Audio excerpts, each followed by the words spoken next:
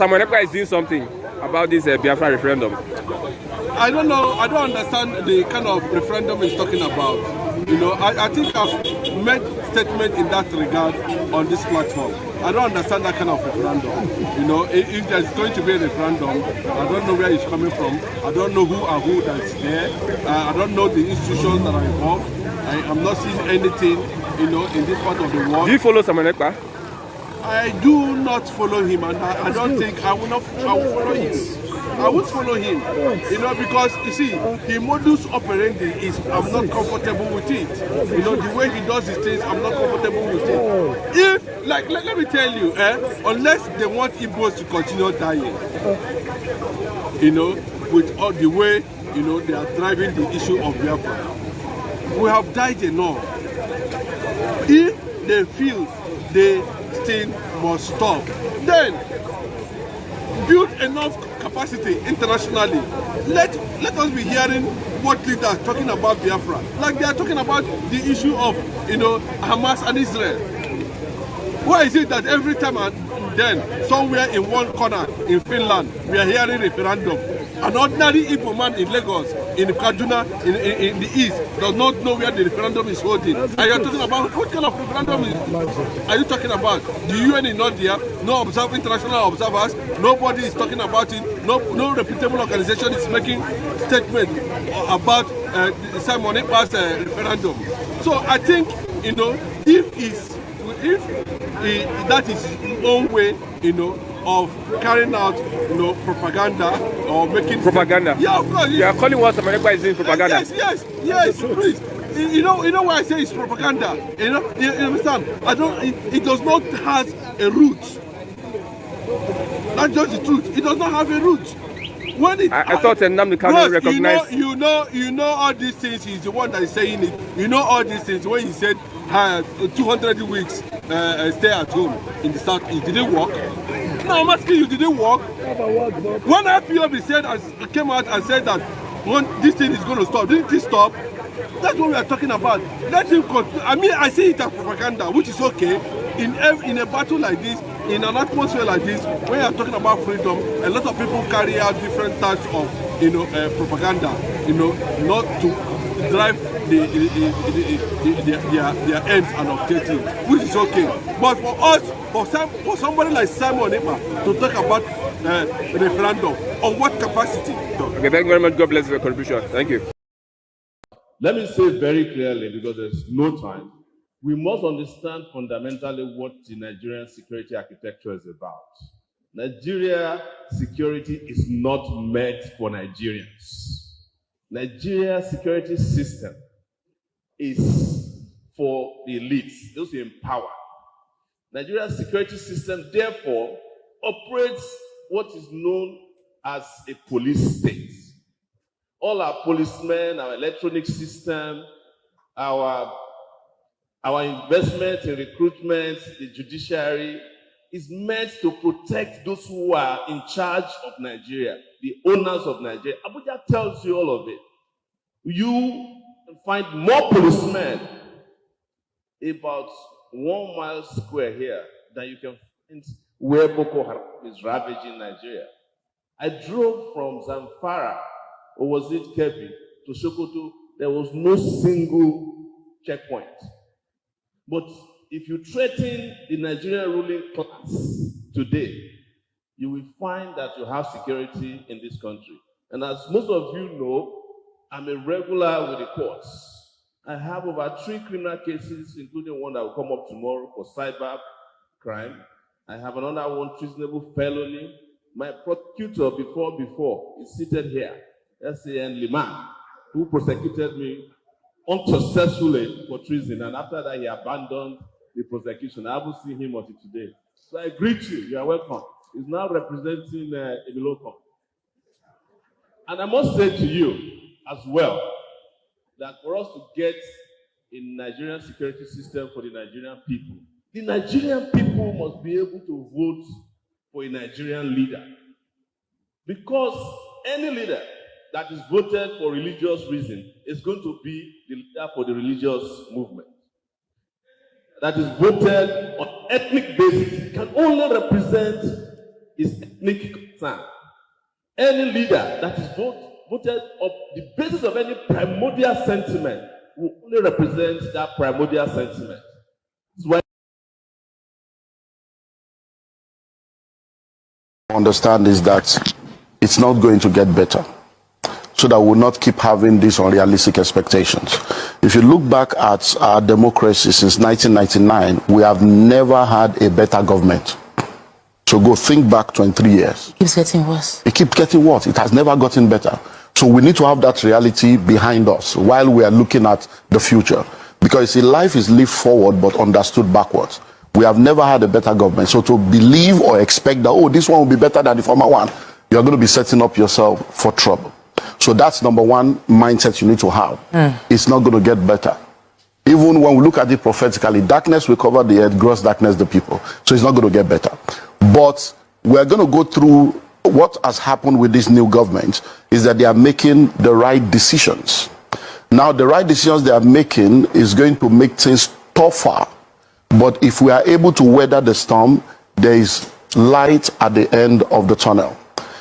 With reference to subsidy, I wish that with reference to subsidy, we have all accepted the 2012 verdict. Because Sanusi was crying. Was Okonjo-Iweala? They were all crying. They gave us the figures. But this same APC government and many other people were against them. Today now, some people are fighting. This subsidy is a fraud. We all know it has to go. So anyone that is saying they should not remove subsidy, you are not being realistic. Because we are at the bottom of the bottom of the bottom. So subsidy must go. The challenge is always, should we go now? What do we need to put in place before it go? All those are stuff we will discuss with time. But that it must go, it has gone. Number two, the floating of the dollar. It's a good decision. But one thing we need to understand is that there's what we call the gestation period for every policy. When a policy is made, it takes between 6 months to 2 years, all other factors being considered, before the benefit of that policy begins to come. So all these ones we think things are tough. It's not tough. We have not started. So don't even disease, you have not started, because we are just less than 2 months in the policy now. So it is when the policy goes through its gestation period. So for the fuel subsidy, for instance, it's going to go higher and higher. Then when all the fuel that people that have given licenses have come in, then it can begin to go down. But don't forget that we don't have any refinery. We have not been able to have one refinery in almost 40 years. Yet an individual did one in less than 4 years. Another one is doing one now that will be ready in another 4 years. It shows that we are not ready. So for you to be expecting that government will do something for you, you are fooling yourself. The government is not there to help you. So you have to think of how to help yourself, which is where survival strategy now comes in. So my own advice for individual is to understand that the principles that makes for surviving and thriving in any economy has never changed. There is nothing you are going through today that people have never gone through before. They survived it. If we survive lockdown, we'll survive this one. We just need to face reality. And the reality is twofold. Increase your income or reduce your expenditure. But many times people always think of increasing income alone. Reducing your expenditure is a major aspect of surviving any economy, because the income will not necessarily increase if you don't have value that you are offering that will demand money to flow to you. So if you are earning salary will not increase. They will even most likely sack you. Because if I'm to advise an entrepreneur right now, entrepreneurs should be making the tough decisions. Tough decisions includes letting go of people that you can survive without. Letting go of people so that you can be able to have a lean operation and then be able to survive as a business. So that means you that think that things are tough, that the salary is small, you most likely even lose that small salary, because entrepreneurs will have to make the tough decision. So number one is reducing your expenditure. And I want to deal with the major aspect of life. And please listen to me objectively if you want solution. Everyone needs to understand that majority of what you are spending money on, you don't need to spend money on them. You are spending money on them because somebody has programmed you to think that way. And until we go back and face reality, we're going to remain. So let's go to the major thing. Food, clothing, shelter, academics. Those are the things that take money. So let's break it down. Number one, food. You say 3 square meters. Is 3 a square or a triangle? Who told you you must eat 3 times a day? That's part of the setup. So we have all been breakfast, lunch, and dinner. Where? Who told you that? Who defined it so much? So even when you are not hungry, you are asking for food. You ask yourself, hey, where's my lunch? Are you hungry? Hey, but I've not eaten lunch. Must you eat lunch? So everybody must go sit down as a family and say, okay, in this family, from today, 011, 101, 001, whatever, you must reduce your food. Because you eat to live, you don't live to eat. If you eat once a day, you will not die. No. You're going to go through a period within 2-3 weeks, you will adjust. You'll be shocked that once a day is okay and you'll be healthy. Once you eat well, that's on the food aspect. On the issue of clothing, we don't need to talk too much. Most of the time, it's self-esteem issues. People don't even know what you are wearing. There's what we call the 20-40-60 principle. When people are in their 20s and in their 30s, most of the decisions they make is based on what people will say, how people will feel. By the time you get to your 40s and 50s, you don't care what anybody is saying. By the time you become 60, you realize that nobody was even saying anything in the first place. You are the one setting yourself up. How many times have you done a wore shoe and nobody saw? That you now told them, you didn't see myself, how you do shoe. Your husband will give you money to go to salon. And you will return and he will not even commend you because he has forgotten. There are many things the man is thinking of. It's not that you went to do hair. So most of the things we are spending money on, all the clothes you have in your wardrobe, your bungalow is in your wardrobe, all the clothes you have in your wardrobe, how many have you won? All through lockdown, what did you do with those clothes?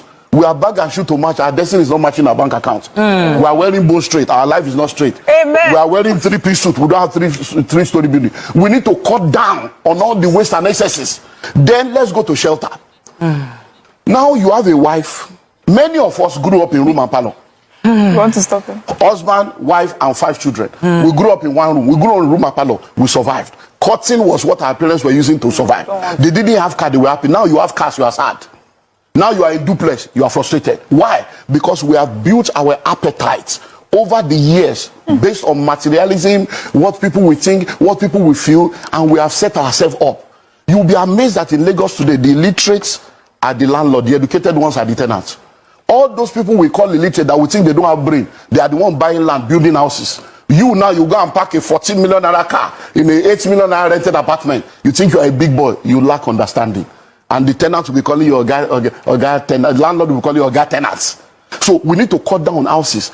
Any room you don't need is not your own. Abroad, they do fostering, they rent out room. It's time for us to begin to think, okay, this one now, do I need to move to Ibadan? Do I need to move to Ogun State? Do I need to move to a cheaper place to save my destiny and save my family? Because it's not going to get better. Do I need to move from 3-bedroom to 2 or from a duplex to a flat? Do we need to cut? That is what needs to happen. Then let's go to education. So Olumide Emmanuel has been giving us some gbas that we need in the season. And some of us are already reanalyzing our expenditure, even right on the show. You need to act on these things. You were going to go into education. Let's go into education. Number one, who told you that you must go to school? Where did you get the idea from? Who ingrained that thinking into you? A child is not supposed to go to school until the child is 4 years old. Because we destroyed the public education, a generation of private school owners came and started coming up with products to take money from our pocket and program us into the bondage of education. So they start talking of preschool, kindergarten, all kinds of names for the first 4 years where nothing. And many people now, that's what you are spending money on. So your husband is earning 250. You are earning 80,000 or 100,000. So the total money coming to your family is 350. The school fees you are paying is 200. Where is the wisdom? Can't somebody stay? Well, good morning to you, viewers. Let's begin what's trending. With reactions trailing the protest in Minna, Niger State, on Monday, residents trooped out in large numbers to protest the rising cost of living occasioned by the downturn in the economy. Young men and women blocked a roundabout, stopping vehicular movement. Efforts by the police to stop the protest and disperse the protesters failed. The deputy governor of the state, Yakubu Garba, was at the scene to address the protesters.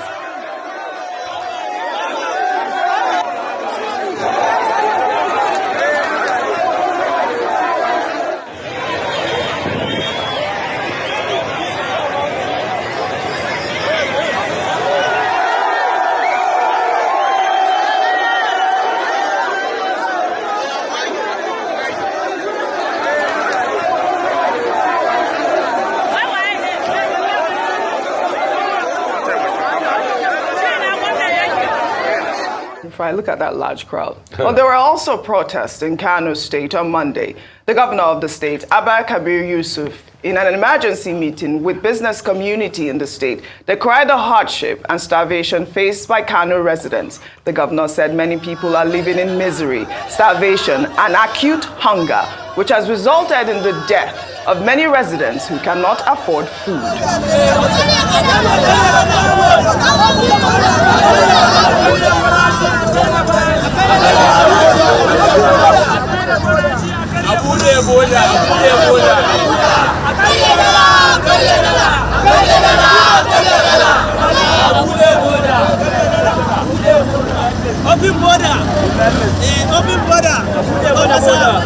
Well, the All Progressives Congress has alleged in a statement signed by Felix Morka, the party's national publicity secretary, that opposition parties are instigating mass protests to undermine the administration of President Bola Ahmed Tinubu. The statement was posted on X by the president's special advisor on information and strategy, Bayo Ononuga.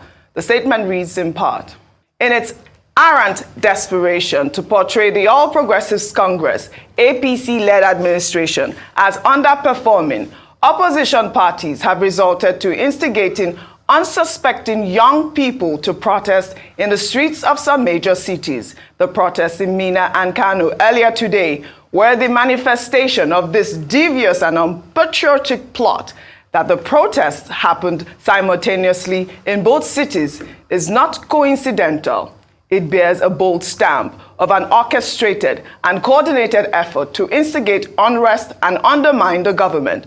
While we recognize the right of citizens to engage in peaceful protest, we urge our good people to be vigilant and not lend themselves to the treacherous attempt by the opposition to promote social strife by its incendiary rhetoric and manipulative plots. I mean, Rufai, this is just really alarming to see that, this is coming from, the APC say. I mean, you saw the large crowd in Mina. Yeah, I mean, I don't know if it's still campaign season. And an APC state.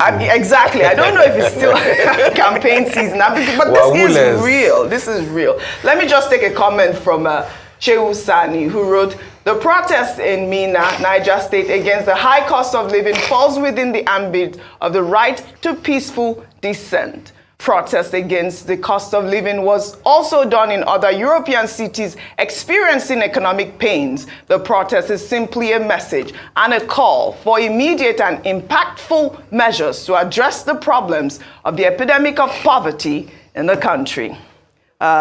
Go ahead. The conversation here now is when when you're coming out to protest, these people come out and debunk your claims. Either they call it fake news or sponsored. Opposition. Are you an opposition? Me? I'm not an opposition. Me, I'm just a citizen that is seeing the way hunger is going in the country and that fears for Nigeria that if something is not done, we might be in a quagmire. In fact, we are there already. And this was a result of bad decisions made hitherto, and we can't say that enough. And what are the solutions? If we have a strategic grain reserve, can we put that out there? Post-harvest losses, can we increase yield? Can we bring security back so that the farmers can farm? Can we ensure we give subventions? Some of the ideas that were put forward to also before, let us remove the tariff on all those big crops, wheat, barley, and all of that. And let's also ensure that people get food one way or the other. Everything should be done, make it easy for food to come in. Because one of these problems would date back to the last administration when you had the border being closed. For the hypocritical people that are responding that says opposition, what opposition led all of this? Don't gaslight the people. Mr. Bayo Ononuga was seen in a statement to be saying, trying to justify that Nigeria's cost of living is not high compared to other countries. Oji, when the protests on rice in Liberia started in '79, those were the exact words President Tolbert was using. But that protest became so severe in the country. Now you are saying it's opposition. Opposition for what? Who cares? In an APC state? Niger is an APC state. Bago is an APC governor. Yeah, people are suffering. You are saying opposition. You are saying opposition. I sang Bob Marley's song this morning. An hungry man is an angry man. We belly full and them hungry. That's what people are singing on the streets. Yeah. Must everything be on the lines of politics? And these were the people that did worse in their time.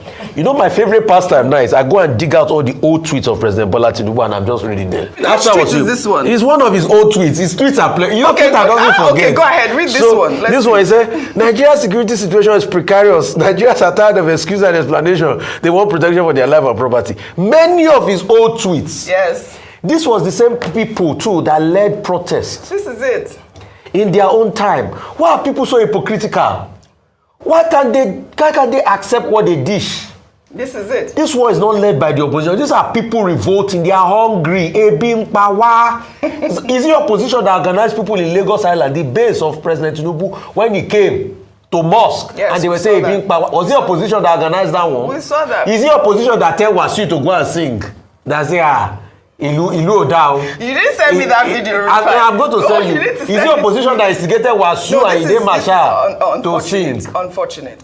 This was the same Wasiu that a couple of months ago was singing. Ẹ lọ fọkàn balẹ̀ o, ẹ lọ fọkàn balẹ̀ o, ẹ lọ fọkàn balẹ̀ o. Fine. At least it's making people laugh in this song. Let me pull up another tweet of President Bola Ahmed Tinubu. This was back in 2014. He wrote, "The festering Boko Haram attacks on the northeast and massacre of innocent citizens is concrete proof that Nigeria has no government." I mean, at this point now, we have seen a lot of kidnapping, we have seen food inflation.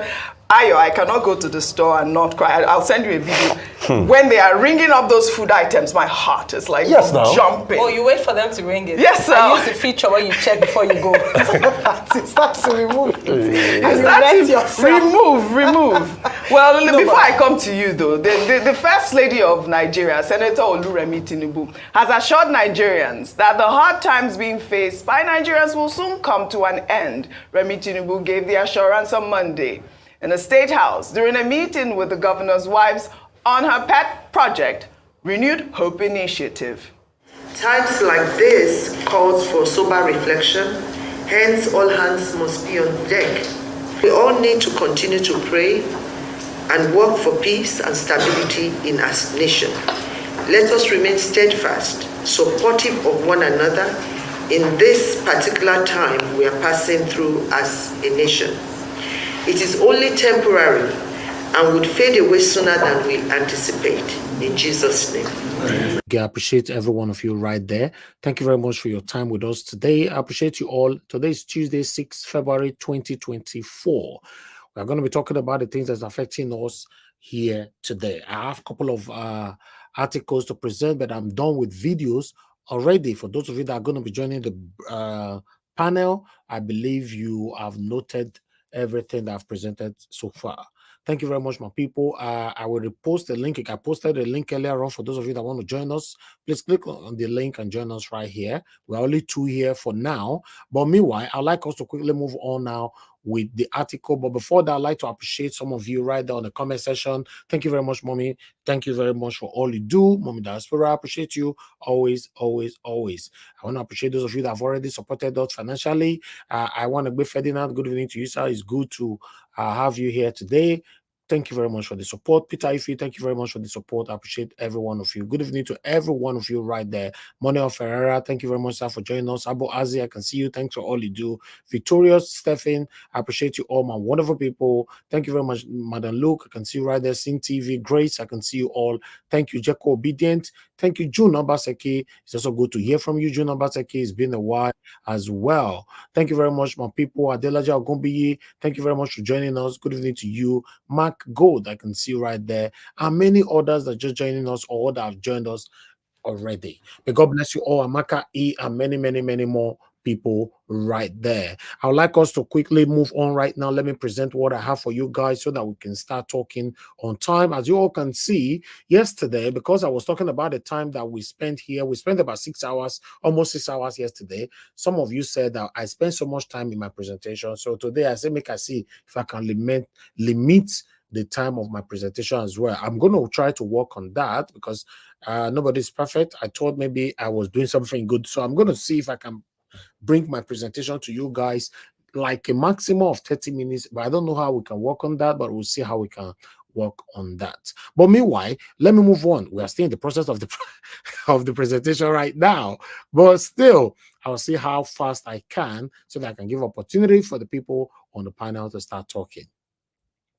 As you all can see right there, the first article that I have for you guys is coming from Parallel Fact. This one is saying it's coming from Aisha Yesufu. Remember a couple of days ago, Aisha Yesufu came out, lamenting, screaming that the DSS are allegedly planning to arrest her for treason. Now she came out again saying that Tinubu is an illegitimate president who rigged election and presented fake certificate. So she's even overdoing it right now. If you want to arrest me, go ahead and arrest me, as long as what I'm saying is backed with facts. So I'd like to take one or two paragraphs from here quickly. Aisha Yesufu, a prominent Nigerian activist and a co-convener of the Bring Back Our Girls movement, has launched a scathing attack on Bola Tinubu and his party and the All Progressive Congress APC on our X page. If you see the way she take verse this time, because she's actually waiting, may they come arrest them. But meanwhile, I'm not going to take more on this, in case you guys want to read any article that I present right now, please just go straight, to the article and read more of it. But meanwhile, I would like to quickly bring this one to your screen as well. The current situation of the country, it looks like the satanic party of Tinubu APC, they are not done yet with you guys in Nigeria. Yes, because that's what it looks like. Be like I said, they want prepare una more before una go know una left to right. As you can see right now, the current situation right now in Lagos is fierce scarcity. Hit Lagos as long queues emerge in filling stations. Yes, una go yoya, where, Naim Tinubu the telling us so say February 6, 2024, today, the scarcity was said to have caused gridlock in some part of the state and a sudden hike in transport costs. Petrol scarcity has been reported in Lagos State as long as queues emerged in some filling stations on Monday. The scarcity was said to have caused gridlock in some part of the state and a sudden hike in transport costs. So I'm going to leave that right there in case you want to read more as well. Please just go to, this one is coming from Sarah Reporter, then you will read more and get to understand more. Please bear with us, guys. I have a couple of things. Let me see. I think I still have about 3 to go so that we can take it from here. Bear with us. Bear with us. I'm almost there. As I'm doing my part right now, I beg every one of you right there, please do your part. Press on the like button. Help us to share and hit on the $sign. Support what we're doing. Encourage what we're doing here. Okay, you can see that one right there. NAS gives Tinubu 14 days ultimatum to address the economic hardship or face protest. 14 days, me go help the accountant because now when they give this one, so but I said now yesterday, okay, me go help the account this one. Say we are very good at giving days and all that ultimatum, but we don't keep to it. Once they call the head of this NAS just now, you'll see go going to speak actually for us on Arise or maybe channels. The Southwest Zone of the National Association of Nigerian Students, NANS, has threatened to take to the streets in 14 days should President Bola Tinubu fail to mitigate the widespread hunger and economic hardship that continues to ravage the country under his administration. Okay, let's see if I can take 1 or 2 paragraphs from here. This was disclosed on Monday in the media briefing which held in Osogbo, the Osun State capital. The briefing was convened by the coordinator of the zone alongside the General Secretary, Alao John and Sani Sulema Olamide, to address the looming economic crisis occasioned by the inflation depression of the currency and the affordability of the supplies important for basic survival.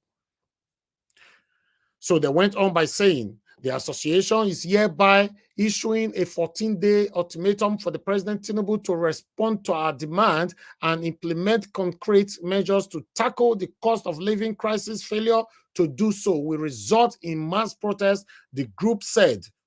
NAS Southwest Zone is going to mobilize students and citizens to take to the street in large numbers. According to the student group, the economic downturn has put basic survival needs, including housing, food, healthcare, out of reach for many average Nigerians. They went on, quote, the impact of this economic pressure has been particularly severe on the average Nigerians, making it increasingly difficult to afford basic necessities such as food, shelter, and healthcare, Mr. Alao said in his delivery. Many families are struggling to make ends meet with stagnant wages and rising prices, pushing them further into poverty, he added. The association tasked Mr. Tinubu to immediately take concrete actions aimed to alleviate the living crisis. There is an urgent need for swift, decisive action to mitigate the impact of the cost of living crisis and restore hope and dignity to millions of struggling Nigerians, Mr. Alao said. But they went on. So I'll stop it right there. Let me quickly move on to another one. Guys, press on the like button. I can see a couple of you right there on the comments on the backstage. So please bear with me. I'll come back to you guys shortly. Let me quickly bring another one to your screen. Guys, do your part as I'm trying to do my part right now. All right. Which one am I bringing in right now? Okay, yes. I'll bring in the central bank governor. The central bank governor was scrutinized at the Senate. You know, this is what he has to say over the backward economic crisis. Okay, let me put this on screen quickly, guys, so that we can take it from here. There are so many distractions, like I normally say with all these articles. So we try removing them and it consumes our time most times.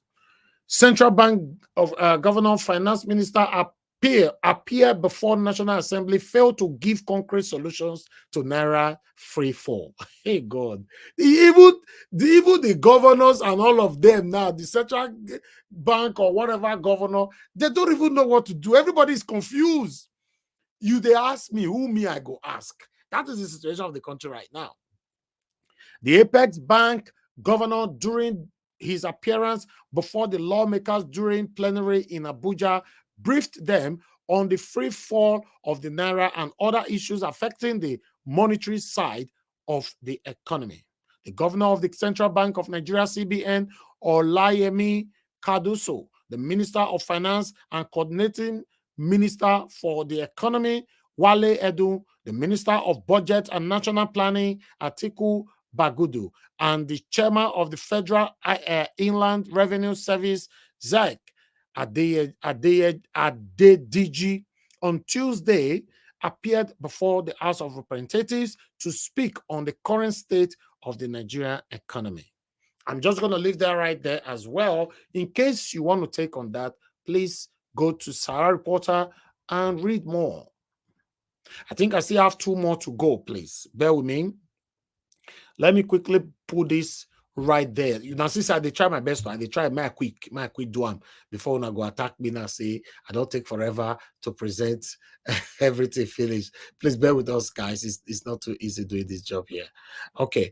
Let me quickly put this one here. Although Arise have already they addressed it earlier on, but I'd like to quickly just take 1 or 2 paragraphs. You know, this one is coming from a Arise News article. Opposition parties instigating protests to undermine Tinubu's government, says APC. How can APC say such a thing, for Christ's sake? Upon the suffering that is currently going on in the country, do you think somebody still need to instigate any kind of protest? These people are feeling the pains, the hunger. You are saying people are instigating protests. I don't understand. Must everything be opposition? Eh? So I'd like to take 1 or 2 paragraphs here. The All Progressive Congress, APC, on Tuesday blamed opposition parties for allegedly instigating the protest which rocked Niger and Kano State over hardship and high cost of living. The party said the opposition did that to give the impression that the administration of President Bola Tinubu is underperforming. But I don't understand. What are these people trying to say? Anyway, let me leave this one right there. Me, I don't understand. I'm not getting it. Why will any opposition instigate this right now? You know, so I think we are done. The way it's going right now, let me see. Okay, yes. I think we still have one more to go. Please bear with us. I still have two more to go. Spend on. Okay, I'm just going to leave these ones here. I'll come back to it. You know, okay, let's take on this last one, but I'll leave the rest for now. You know, we might come back to it if the time is permissible later on. Okay, let me put this on screen. This one is coming from Atiku. It's vital. Let's quickly just take it before we start talking. Okay, as you all can see right there, several multinationals, including GSK, Unilever, have exited Nigeria over Tinubu's policies. Atiku lambast APC spokesperson, mock everything. You know, please, everybody stay mute. Thank you very much. Okay. Atiku lambast spokesperson, mocker. Okay, let me quickly take this one here. Bear with me, guys. I'm just trying to remove the distraction. Okay, as you all can see right there, Atiku said this on Tuesday in a statement signed by his media advisor, Paul Ibe, while reacting to a statement issued on Monday night by the All Progressive Congress APC National Publicity Secretary, Felix Monk, former vice president and the presidential candidate of the People Democratic Party, PDP, in the 2023 general election. Atiku Abubakar has said that President Bola Tinubu has taken his game of blaming opposition parties in the country to the next level. Atiku said this on Tuesday, which is today, in a statement signed by his media advisor Paul Ibe while reacting to a statement issued on Monday night by All Progressive Congress, APC. Then he went on. Monka had accused the opposition political parties of being desperate to portray Tinubu's APC-led administration as underperforming by resorting to instigating Nigerians' youth to protest in the streets of some major cities across the country.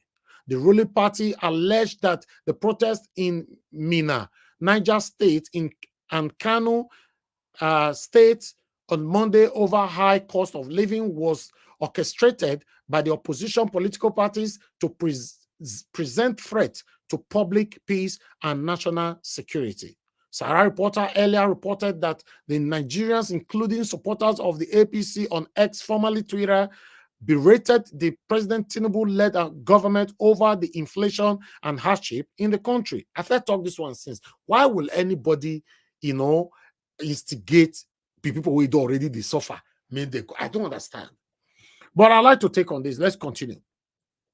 Ibe in the statement said the presidency failed to provide a credible defense of President Tinubu's failures in tackling Nigerian economic challenges, stressing that Atiku offered better policy options to Tinubu's morbid prescriptions. Article 8 stated that the presidential spokesperson, Bayo Ananuga, failed to provide a credible defense of Bola Tinubu's failure in tackling the economic challenges facing the country in the characteristic manner he resorts to insult and name-calling. He went on, unquote, he demonstrates ignorance of the happenings around him as the denies, for example, that Bola Tinubu's policies are creating excruciating pain and causing despair. We wish to respond to him as follows. He went on, unquote, point 1. Did Atiku offer any better policy option in his run for the presidency? Yes, he did. His living, prescription, contrast, self-sharply, and all that. So I'm going to leave this one because they went on trying to rain praises on Atiku. As far as I'm concerned, Atiku, Tinubu, all of them are satanic. But meanwhile, thank you very much, my people. I appreciate every one of you listening to us right there. Thank you for your time with us. I'm done. I tried to round up my presentation today under 1 hour, and I did. For not give me credit, I'll give myself credit too. Thank you. Thank you very much, my people. I appreciate every one of you. I God bless you. That. Thank you.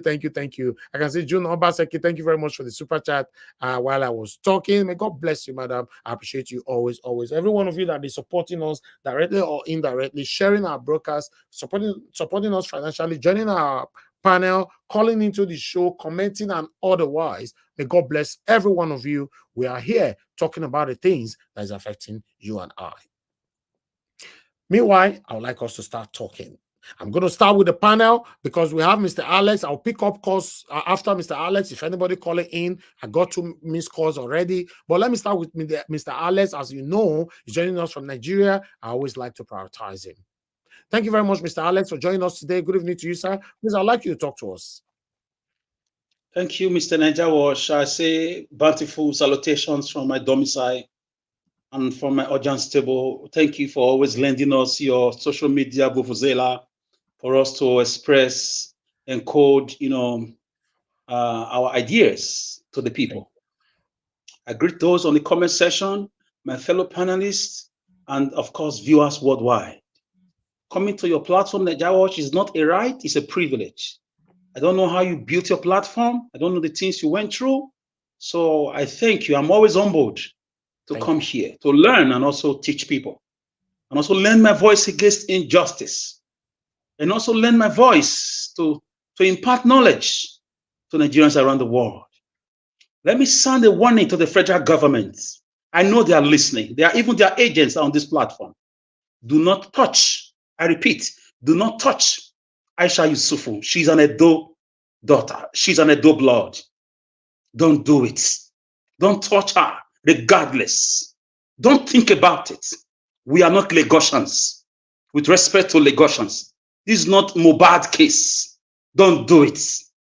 This could just be the catalyst for the much awaited doomsday. Don't do it. I'm talking to you as a political forecaster, as a political, hypothesis creator, as a political social scientist. Don't do it. Don't do it. Leave her alone. She's right. She's on her right. Democracy accepts constructive criticism. It's part of it. Instead of Buhari's administration, yes, we all spoke up. Yes, people were arrested, but do not try to take her life. Do not try to do what you are doing with other people. She's an Edo blood. It's different. This is a warning to DSS Edo State, DSS Abuja, whatever you are, is just from a political expert. It could just be a trap. Don't do it. Don't do it. Forget about it. What will happen is going to be a big problem. Edo issue is different. You can take our properties, you can demolish our houses, but you don't go around taking Edo lives. It's not done anywhere. Edos are going to do something about it. We don't wait for police reports. No, we know what to do. We know what to do immediately. Don't do it. Leave her alone. What she said is true. Didn't you read elections? Was Beavers not switched off?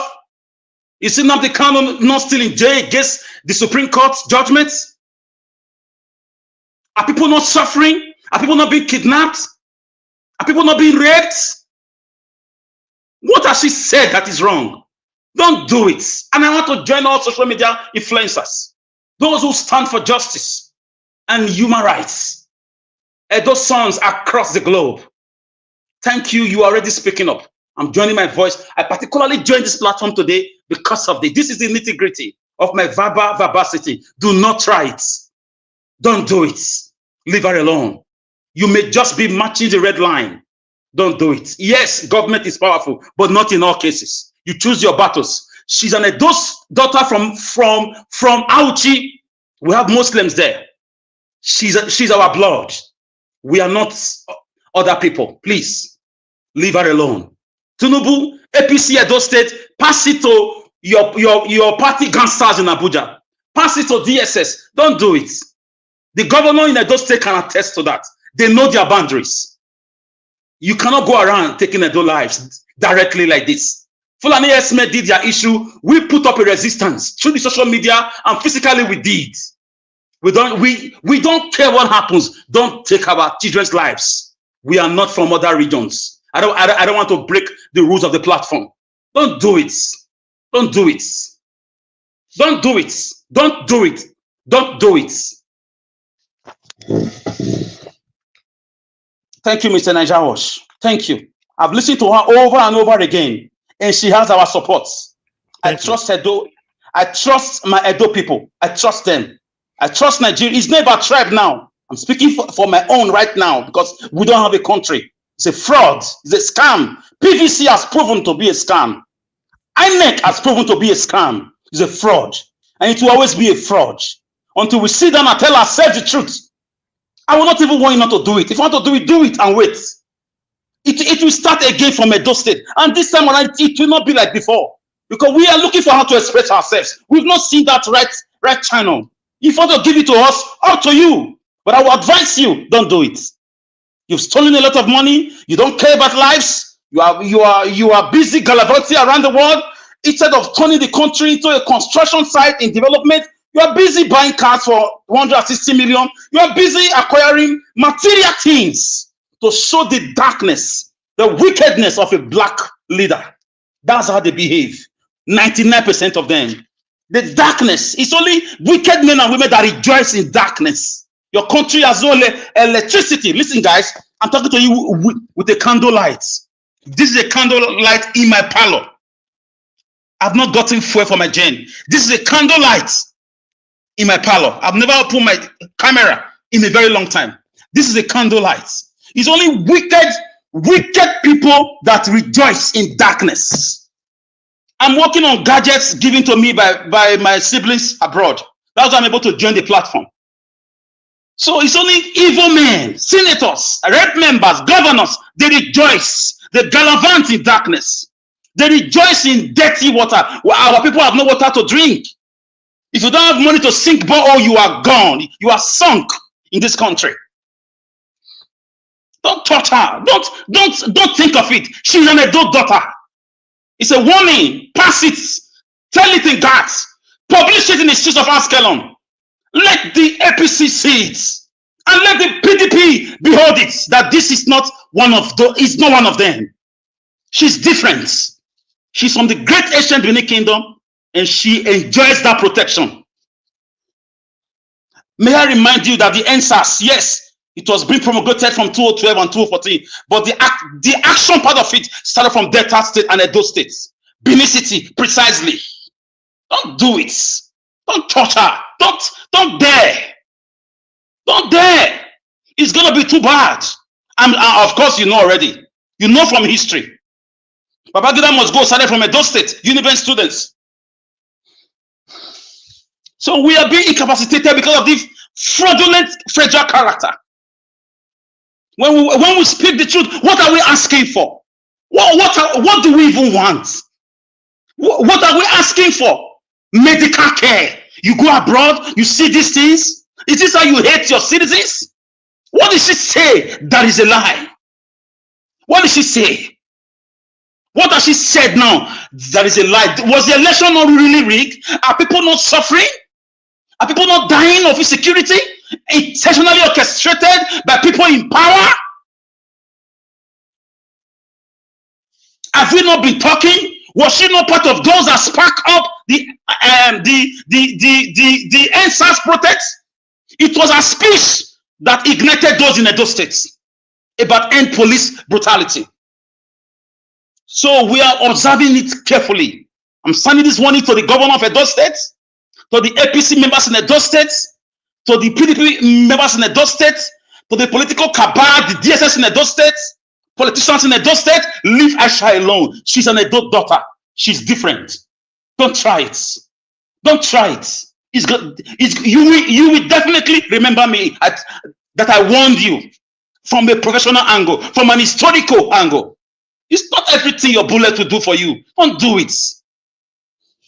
Nonsense. We live as a nation, the greatest nation on African continent in terms of resources, if not the greatest on the planet. Yet we have baboons, animals who do not have human feelings. And when you talk, people come against you with all aspersions, all antagonism, vituperations. They come to you with all sense of attack. They come on you because of the carrots you are getting from your family members and friends in government. How long? How long? Who exactly do you think you are? Who are you? Are you not a human being? Are you going to live forever? Are you going to the grave with this private jet and these mansions, duplex, these plastics and metal you call cars? Really?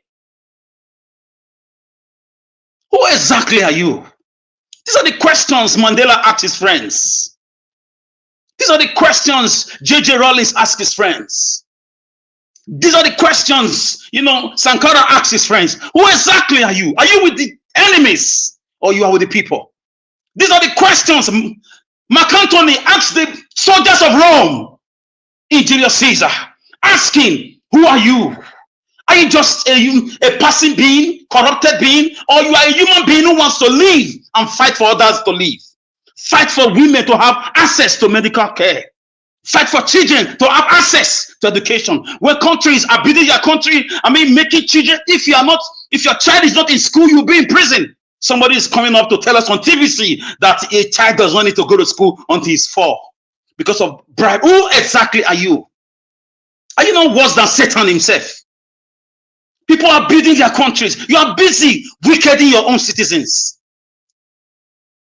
You're borrowing money and stealing this money. Going around, orchestrating security. Working with some international bodies to fake insecurity. We know it's fake. It's done by you people in power. My name is Mr. Alice. I have proof to that. People can't go to farm. People can't travel. If you are traveling now, you budget money for kidnappers. In case you are kidnapped, you have to keep like 1 or 2, 3 million in your wallet or in your bank for transfer. You can't travel by air because you are not even sure if the plane is up to date. They bring allegedly planes used by countries for 30 years and paint it with different colors and name it. It's just a political cacophony. It's just a mess. A whole mess. We cannot conduct elections and declare the real winner. Our children are not telling us that the education is a scam. Our young girls have been forced into prostitution, not because they are prostitutes, but they just have to survive.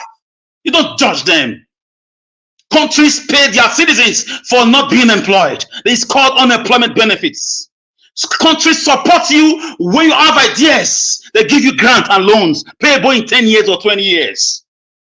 Countries give scholarship to the best students in every school across the country. It doesn't matter how many there are. Countries go into research to find out how they can improve on the welfare, agricultural system of their own country. Our leaders are busy suppressing us.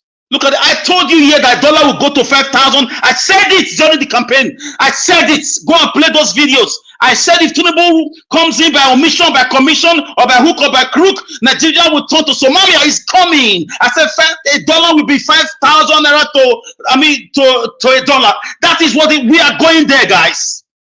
Before March or April to go to 2005.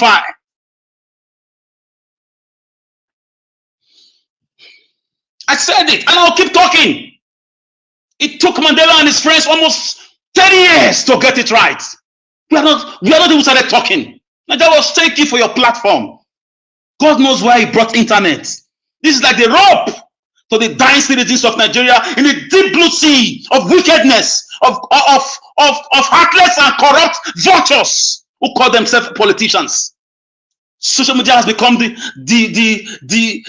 rescue rope dropped from the helicopter of technology for us to raise our hands and not be drowned even when we cannot swim.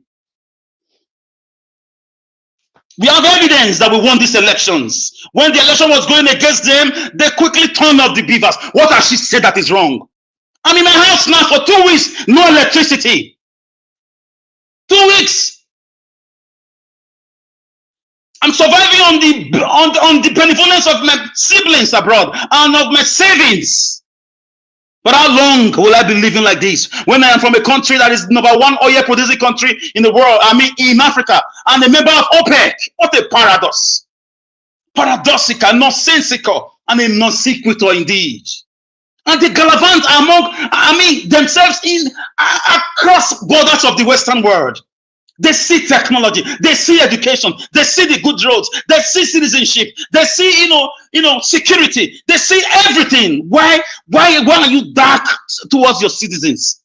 One would have been hearing now that there is massive construction of electrical equipment across the country. At least. One would have been taking out land right now. There is a reconstruction, a restructuring going on. There is a meeting across board from every tribe that makes up this fraudulent amalgamation called Nigeria. What do we see? Killings, raping, kidnapping of people, slaughtering of citizens. And governments are just quiet. Nobody is motivated enough to have seminars and condemn these things. Nobody is motivated enough, to call for, to make pressure on the wicked men and women who has captured the seats of power. All the good men, nearly all of them have been bought over by bread and butter politics. There has never been a time where wickedness reigns that you don't have good people. We are the good people talking. We keep talking. They say we are 4 people in a room. We beat them in that. Without 4 people typing, in a room. We beat them in their backyard in Lagos. We beat them, in Abuja. We beat them in Edo State. We beat them in Rivers.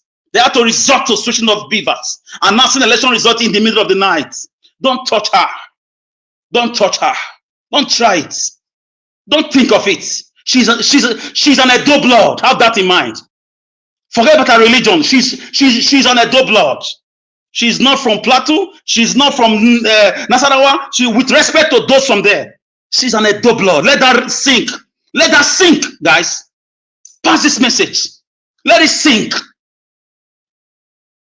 The only person Edo people listen to is the Oba of Benin. Have that in mind. The governments, they tread with caution here. With respect to them, yes, they tread with caution. They know their boundaries. You can't take Edo lives directly. You can't do it. So don't think of it.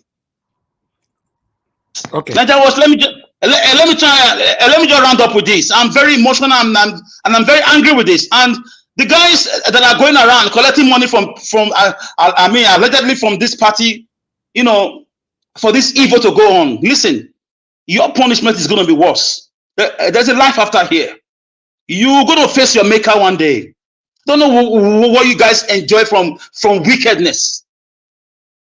Now that was, I will drop it here. Thank you. Wow, that was a wonderful submission right there. Thank you very much, Mr. Alex. I appreciate you. Before I will comment more on that, we have One Man Went to Moon with us today. Let me see what they have to say. One Man Went to Moon. Thank you very much for joining us. Over to you, sir. Please talk to us. Yes, good to be here. Pardon me. Good to be here, Elvis. Yes, I just said to pop in, catch up with the Bulaba Lu and the Bulaba that is going on. So what are we raging and riling about this time around? You have it on your screen. Can't you see the title there? Before you join us, you see what we're talking about. Well, I wasn't really, but if you're talking about Aisha Yesufu, I don't think she's under any particular threat because I don't think she's substantial enough of a figure to be under any particular sort of a threat. So I think this is just the hype of cloud, I see her very much in the bracket of that, is that Houdini or that guy, the one that purports to be a journalist. So I see her somewhat in that bracket, so or this Vuvuzela merchants that just rail and rile against the machine, just feeding raw meat to the carnivores. So that's essentially her role. Okay, so you're not sure that the DSS are allegedly planning to arrest her, right? I can say with some certainty that they are not, because it serves no currency that they would be. Of what relevance is Aisha Yesufu that the DSS would? She's just a vacuous noise in the ethers. What does she constitute? I take exception to that, sir. If Najawa will allow me. Sorry. No, she's not a noisemaker. She's not a noisemaker. No, that's my opinion. So you're entitled to yours. I'm entitled to Okay, mine. can I interject you, sir, for a minute, No, please? I would rather you did not, unless, of course, the post Because let him finish. Let him finish, Mr. okay, Alex. all right. Yes, by my perception and widely held opinion, she's just a vacuous noise in the ethers, along with several other vacuous noise in the ethers that make currency off the back of feeding raw meat to the carnivores, and that is essentially a stocking trade. I don't think she's of any So you particular enough think that importance. Aisha Yusuf is an irrelevant figure in Nigeria, right? No, her potency is to her adherents. Her potency is to her adherents. Okay, that statement and there. Hold on, yeah. hold on. That statement there, unquote. Tinubu is an illegitimate president who rigged election and presented fake certificate. What can you say about that? Is she lying or? Well, no, that's her subjective view. That's been tested legally to the highest that the Nigerian judicial space can afford or can offer, and universally it has been found not to be the case. So but we do operate within a free speech, free thought environment. So she's entitled to her free expression and a free opinion, so long as it's not insightful. And I don't think she has the currency to incite, which is why I am confident that no attention is being paid to her by anybody of any real relevance. Okay, what about the statement from Peter Obi right there? Fighting corruption, criminality, vital for Nigeria economic growth, says Peter Obi. Well, yeah, that's that's a standalone statement. That statement stands. There's no genuity to that statement. It's like, can you imagine? No. Do you want me to respond to it, or do you want me to feed me the words and then I'll repeat them after you? Go ahead. There's no genuity to that. But it's not. Those words are not breaking new ground. It's like saying that if you go out in a heavy rain and you have nothing to protect you from that rain, you will get wet. So that sort of statement is just I don't want to repeat the word vacuous, but it's an empty statement, because it's fighting corruption, criminality, vital to Nigeria's economic growth. One of the main impediments to the economic growth of Nigeria is corruption. So there's no news in that statement. There's no new reach to a new space. That is a recurring decimal and an ongoing situation. Okay, Mr. Mr. Elvis, can I ask this man that's talking a question? Yeah, go ahead. Yeah. Yes, Najawash, yes. I wanted to interject him for a minute, please, if you allow me. Yeah, but please, if you can keep it civil, though, you don't have to abuse if you have. Yes. Very civil. Yes, first is civil. That means once somebody has as soon as possible. Yes, let me, Mr. Najawash, let me jingle your historical medulla oblongata. If you can remember, an Edo son was arrested. No, I'm going somewhere. I just need a minute, please. I need a minute. A minute. An Edo son was arrested. Yeah. Okay, an Edo son was arrested by name Emmanuel Aigbogunso. Yeah. I don't like that guy, but he's an Edo son. Guess what? Information came that they were about to take his life, and we all came out, and that thing was aborted. The same thing, there was news that Nnamdi Kanu was being pursued. They didn't take it seriously, and he landed in that trap. We don't wait for people, for tigers, animals who don't care about human beings, to take our children's life first before we talk. Okay. So we pay attention to every threat. If people who are being paid, hungry people who are being paid to go from place to place. Okay. Thank you. Thank you. No, hold on. One man. Hold on, please. Madam Nena, go ahead. Thank you. Yeah, Mr. Elvis, thank you so much. Thank you so much. I've not been here for a long time. But first of all, I want to say something before I ask this man a question. The first thing I want to say here is that, first of all, I heard when Mr. Alex wanted to say, he said we should keep our words civil. For as far as I'm concerned, I do not see anything that is civil in the languages. All right. If you want to go to abuse, then I will just leave. Can you please stop? If you want to go to your usual go-to, which is abuse, then I'll just leave. Let me talk. Let me talk. You ended up here using derogatory word to describe Aisha. I don't know how many people that heard. But how is it derogatory? It is derogatory. How can you put your what? mouth to say that somebody like Aisha is, you're indirectly trying to say that she amounts to nothing as far as Nigeria's face is I concerned. did not. How dare I you? said How dare you? Please allow me to if say you what don't I'm saying. understand the words, then let me re-emphasize them. I said her relevance is to her space. Can I just? That's not what you said. If you have no understanding of what's being said, then just ask for an extension. Well, that is what I said. That's not what you said. All right. All right. So sorry, Elvis, you have to take charge. Am I? Okay, Mr. Alex, let Madam Nena finish. Madam Nena, please round up. Okay, you make it sound as if Aisha is just a noisemaker who is just somewhere, just occupied, just chasing clouds. Well, that's your perception. Can you please No, that's your understanding of what's being said. So we're all constrained by the limitations of our perception. So I'm not held hostage by your constraints. That's your perception. Okay, are you done? Can I continue? No, I'm not done. I have the floor until the host tells me otherwise. Okay, Madam Nena, do you want to ask a question? I wanted to ask him a question, but he kept go ahead with your question. That's what I want to ask him. Can you just be quiet? Let me talk. Okay, I want to ask you one question. You also made a comment that whatever P2B said is, I want to ask you one question. Do you believe that there is corruption in Nigeria?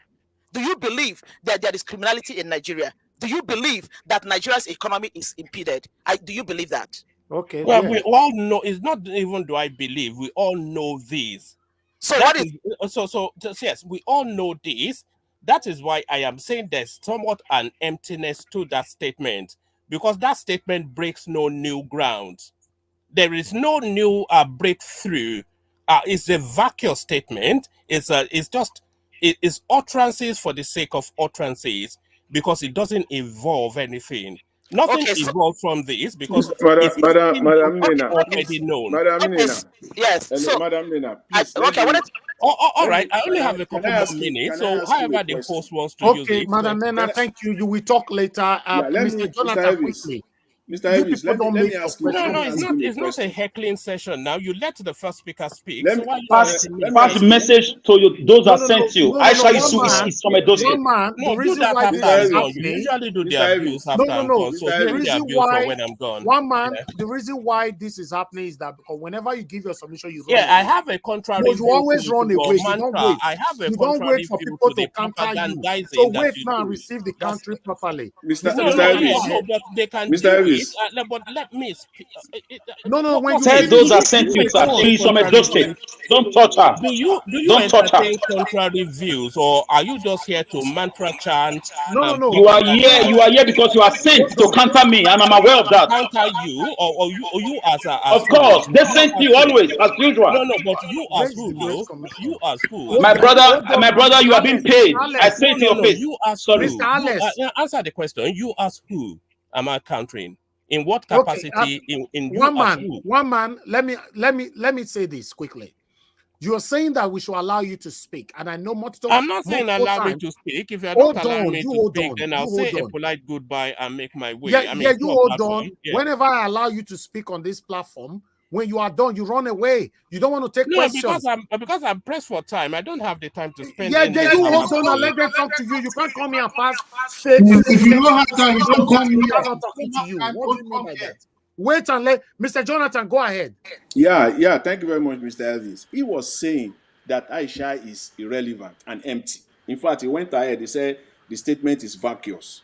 Here is the question: if Aisha is empty, why is your government responding? Your vuvuzela, your spokesman, your mouthpiece, Moka, the publicity secretary of APC, still came out today. He said the opposition are instigating the protest. Why did he come out? Why can't he just keep his mouth shut? I get the thrust of where you are. So let me just say this, and then then second, I don't spend that much time. Then I'm about to leave. So you cannot say that she's empty, she's vacuous. When you yourself now, you can't even keep quiet. If Aisha is empty, then you should have kept quiet. You won't even say. I was invited to make a comment. You didn't know. No. You came to the show. Then the second part of it is that if you believe that they are empty, that this government is empty, that corruption, what Peter Obi said, that the statement corruption is empty, it doesn't make any sense at all. So you admitted in the first place that there's corruption in the country.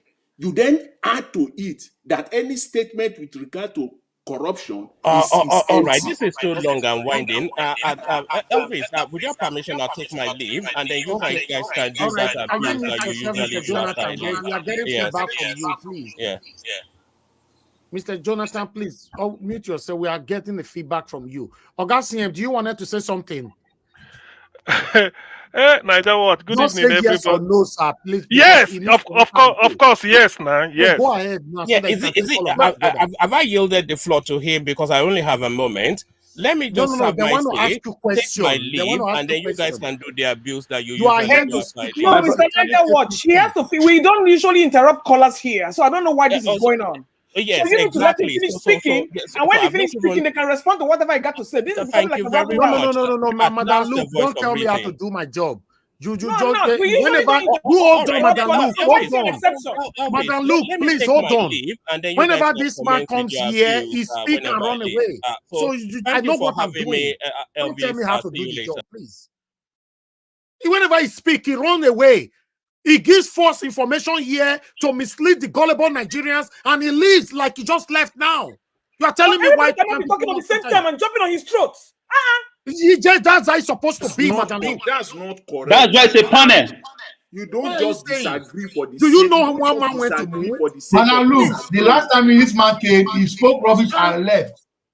Somebody that will come here and pass false information, then the next thing Excuse me, people I want to follow ask him everybody. questions, he runs away. Everybody on Mr. Because he's an agent of everybody. APC. So Simple. please, we need to observe some kind of decorum on this forum. No on this kind of people, Madam Luke. Thank you. No, this kind of people. We know them. When they come for a reason. Please mute yourself now. As you did now. Oh God, Mashallah, you are talking to a woman there and you unmuted yourself. What's happening now? Huh? So please, when I'm doing my job, I know what I'm doing. If other people stop panelists that comes here to stay, try to stop them or interject them continuously, I normally comes in. Whenever one man went to come here, he passed his satanic information, then he run away. Nobody can ask him questions. So this was deliberate. If you know you can't wait after giving your satanic and satanic information here, you can't wait for people to ask you questions, then don't come. You were not invited. If you know you really want to fight your satanic APC, when you come here, you'll be given opportunity to give your submission. When you are done, you wait and take questions. But you don't wait. You give your deceitful information here, then you run away. I believe I need to blame myself, though, because whenever you comes in, I always prioritize you over the people that were here before you. Next time you come in again, if 5 people were here before you, you will wait for the whole 5 people to give their submission before I call you in. If you can't wait, then don't come. I'm trying to be civil right here. Do you guys think I'm stupid or I don't know my job? I know the people that need to be continuously countered on this platform. And I know the people that you don't need to counter, allow them to finish, bullet point your disagreement or whatever, and pass it on after when they are done. Not people like one man. He have a mission, and he cannot exhibit that mission here. Thank you. Let me take some calls, and I'll come back to you guys on the panel. Please, nobody should tell me how to do my job here. I'm not a baby. I did film and media. I spent 4 years in the university. I know what I'm doing. I know when satanic individualism comes here. I know them. I recognize them.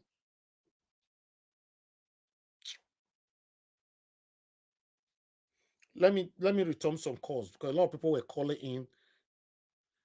Thank you very much, Bright Asemota. Thanks for calling in. Good evening to you, sir. Please talk to us. Good evening, Mr. Niger Wash, and good evening, everybody in the house. Thank you for giving me the time to talk. I just want to be brief.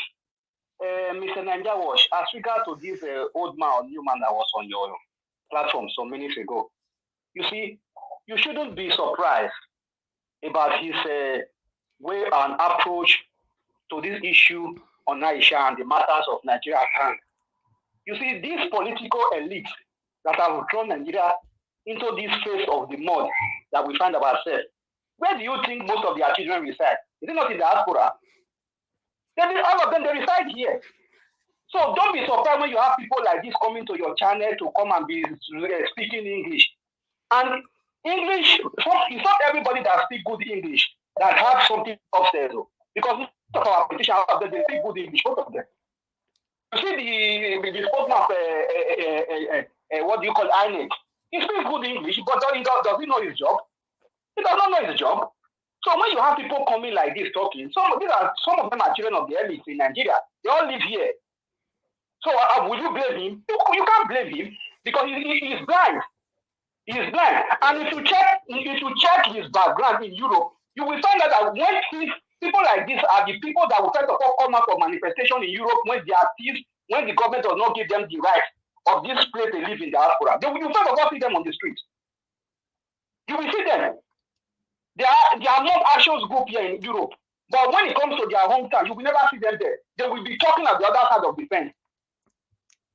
You see, the issue of Nigeria, it is not something that we come here and come and be speaking grammar and try to handle it with care. Nigeria is beyond redemption. So we have to say things. You see the way Alex is speaking.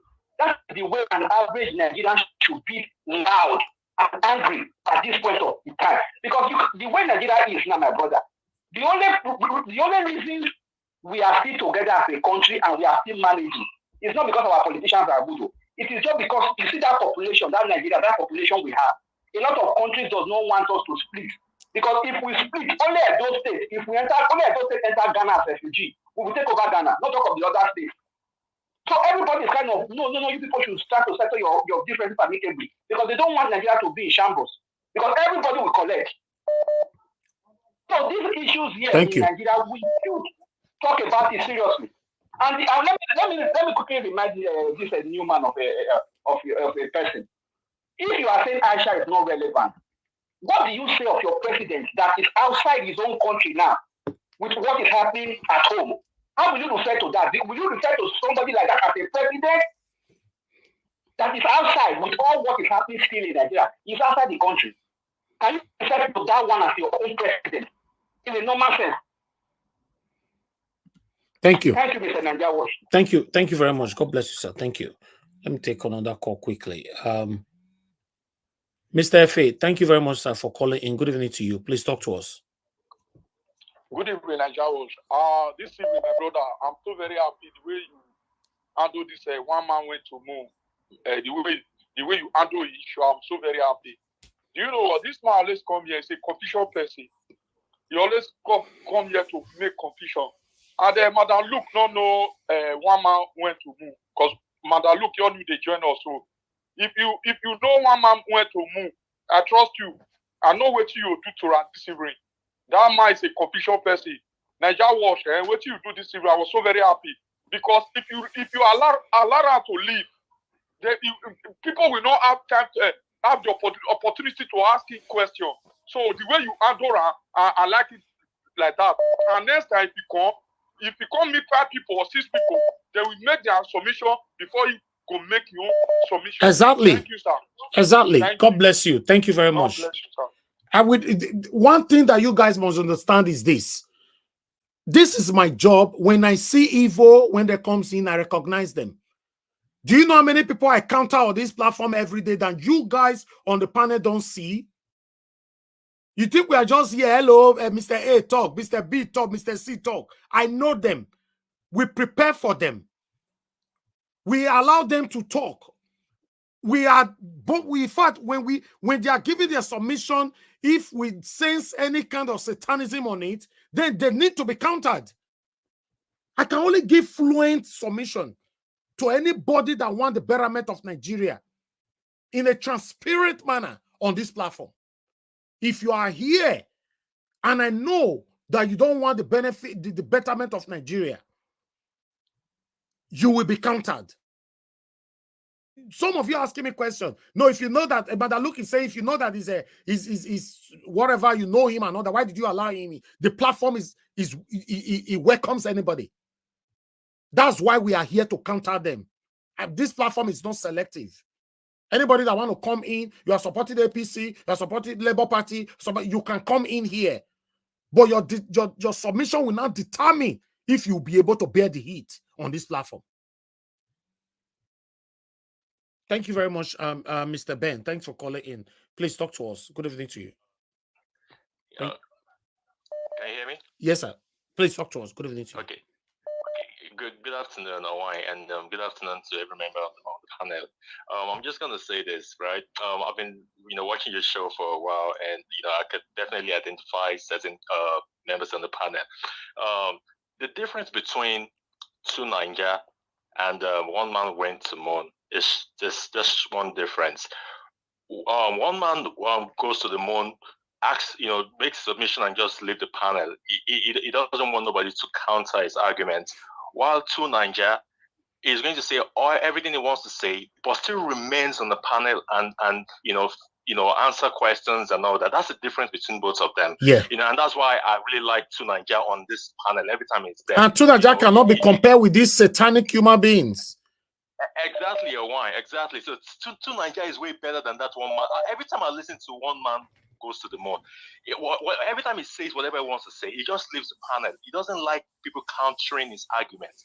But I'll also say this to Nigerians back home. When I see as things be right now, they protest, they shout, they groan, now say I'm going to catch that.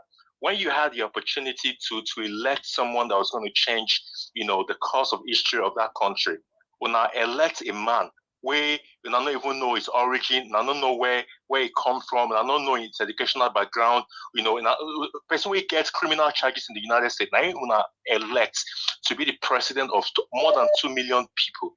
So making a handle with what I go through. If body don't touch you now, when I go rise up, hit the streets and protest. I'm saying this to every Nigerian back home. Thank you very much, Omar. Thank you. Thank you very much. Thank you. God bless you. All right, Madam Origin, thanks for calling in. Good evening to you, Madam. Please talk to us. Thank you. Hello, Mr. Niger Watch. Thank you, ma'am. Good evening to you. Hello. Please talk to us. Good evening. Thank you so much for all these informants, Mr. Moore. Anyway, I greet everyone. I greet all our wonderful panelists, the voice of the people that come here as a civil duty to educate ourselves. In fact, I want to keep reminding us why we are here. So that when people like this woman went to move, comes in and begins to cause ruckus, that if they can do it, look at this passion with that man.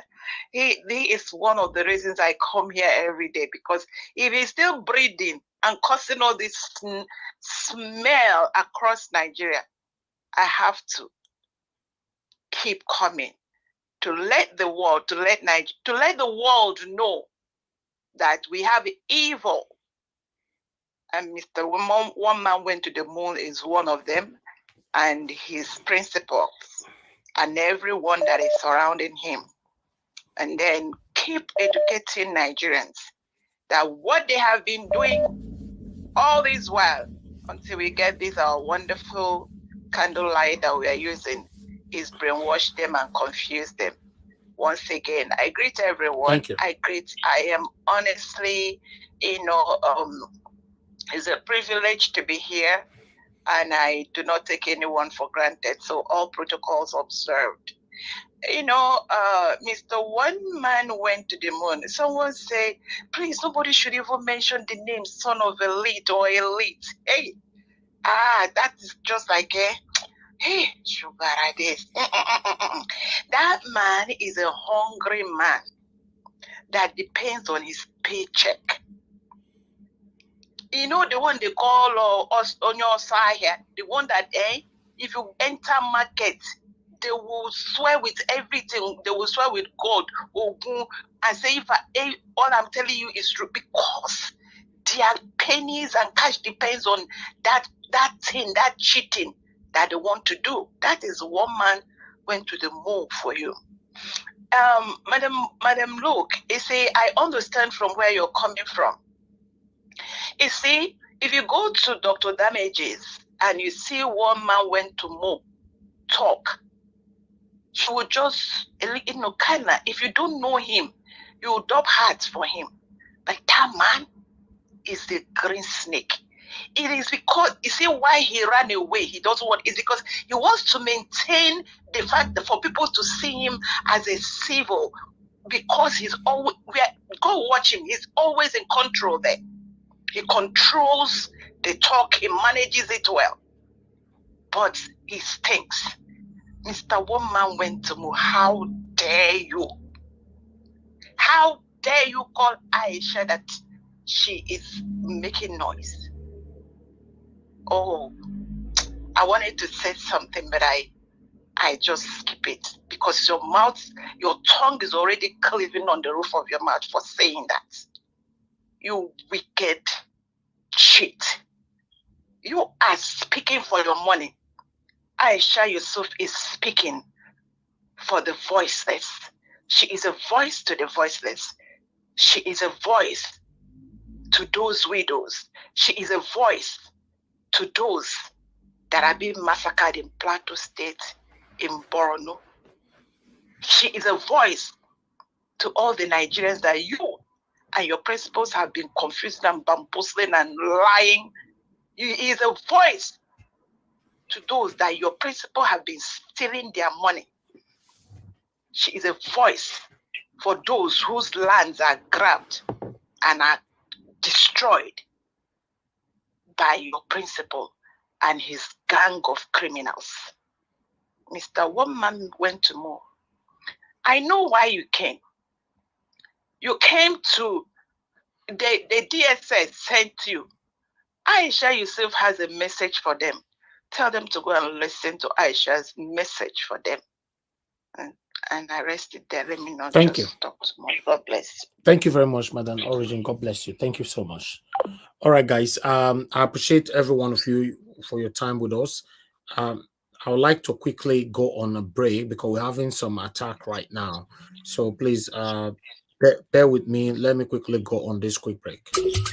No more bad government in Nigeria. Nigeria what? The only media that have been consistent speaking against the bad government and for the purpose for reformers. Nigeria what? Yo!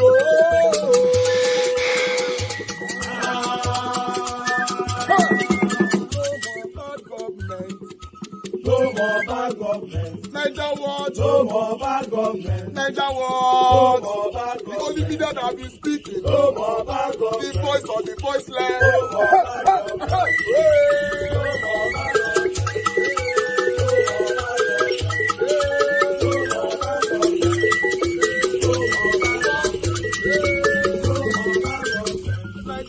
No more bad government. For the poor, no more bad government. Niger what? No more bad government. Niger what media?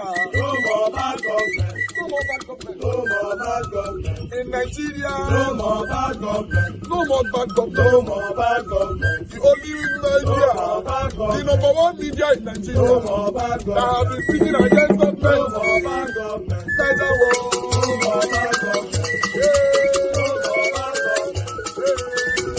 bad government. Niger what you? The voice of the voiceless. The voice of the voiceless.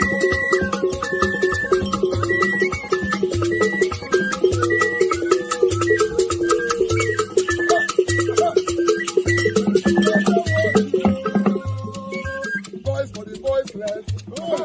Voice for the voiceless. Okay, thank you very much, guys. We are back now. This have been fixed. Let me quickly take this call. Madam, law of God is my strength. You know, we've called you twice. You are not picking your call. You know. Hello, madam. Can you hear me? Najawa, when you call me, please, I want. Okay, go ahead. It's okay. It's okay. Good evening to you, madam. Sorry, yeah. Please talk to us. Good evening. Good evening. Good evening to everybody on the panel and comment section. Thank you for coming. You know, quickly, I would not talk for too long. I just want to speak one thing. I noticed for some time that if anything is happening in Nigeria and it's against the camp of APC, I noticed that since this man, the one man go to the moon, always come here. I've noticed it countless times. And it starts to stop now. Anytime he's joining the panel, he has to join like every other person. There's no need for us to be giving him time to speak there first. When he throw the bomb, you know what he does? He goes out. Please, Naija Watch, can you just allow me to speak in Yoruba if you don't mind, please? Go ahead. I want to ask, thank you. Go Thank ahead, you. Mother. Now, Mr. One Man Go to the Moon. Ekponu gan. Ekponu. Mo mọ̀ pé wọ́n máa gbọ́ mi níbi tẹ́ wà. Ó yẹ kẹ́ lọ fi pílò kẹ́ fi bo orí yín. Ṣé ẹ̀ tí ẹ̀ kí ń ronú àwọn èèyàn tó wà Nàìjíríà? Ẹ ṣojú bí ojú ọ̀pọ̀lọ́. Ẹ tí ẹ lè máa wora yín pé kí ló dé, mo máa ń rí yín kiri gbogbo Facebook àti YouTube tẹ́ ń lọ kiri nítorí owó tẹ́ máa fílẹ̀ sáyé lọ. Èrò táwọn Nàìjíríà ń ṣe ìwà olè kiri gbogbo Facebook àti YouTube. Mr. One Man Go to the Moon. Èrò àwọn àbúrò yín Nàìjíríà, àwọn ẹ̀gbọ́n yín Nàìjíríà. Mr. One Man Go to the Moon. Tó bá ti wá ju nǹkan sílẹ̀, ní dúró kẹ́kọ̀ọ́ kẹ́ tó máa sáré lọ. Mr. One Man Go to the Moon. Ó yẹ kẹ́ jókòó kẹ́ ronú ayé yín. Ó yẹ kẹ́ jókòó kẹ́ ronú ọpọlọ yín. Ó yẹ kójú máa ti àwọn fámìlì yín Nàìjíríà. Ẹ ti disgrace ara yín jù. Nǹkan tẹ́ ń ṣe gbogbo ẹ̀ ti mọ̀ yín. Ó lè buwabùwà àti máa gbóúnjẹ kó máa gbówó ìjọba kó fi máa jẹun. Owó APC ọ̀lẹ tó lápá ẹ lọ ṣiṣẹ́. Mr. One Man Go to the Moon. Ẹ rọra máa go to kẹ́ máa sáré kiri one channel to one channel. Ẹ stop wẹ̀. Ó yẹ kójú tì yẹn àgbáyà kan. Thank you, Mr. Naija Watch. That's only what I want to say. Thank you. Thank you. All right. I would like to tell everybody we shouldn't focus more on this one man went to Mo. And one man went to Mo, obviously you are listening to me. I want to let you know that even though I know you are part of the satanic people that are causing the pains that we all are facing in Nigeria, but I still give you the opportunity to come to my channel. I don't mind, because this channel is not selective. Anybody can come here. It's only when you come here you do above your limit, that's when you will be kicked out. I don't just carry kicking people out. Yeah, and it doesn't matter if you are supporting the APC. We do kick people that support Labour Party out of here sometimes if you break the rules. That's what we do here. But one thing you must understand is this: henceforth, one man went to more. If you come to this channel again, if you want to come in, I don't have any problem with that. If we have 10 people on the panel already, you will wait. I will never prioritize you again. I will never prioritize you again because you don't deserve it. To be honest, you can't come in and speak and run away. You've done this more than 10 times or even more. And some people saying there, why would you allow him in? Is none of your business. Anybody allow into this platform. This platform is not selective. I've seen some Edo people that have attacked me. The Igbo people have taken over your platform. I've seen the Igbo people that have attacked me. Yoruba people have taken over your platform. I've seen Yoruba people that have attacked me. Come on, everybody's trying to control me and tell me what to do on my platform. Come on. I'm here for a better Nigeria, not to be selective, not to choose who can come in, not to mutilate any kind of person here. No, that's not what I'm doing.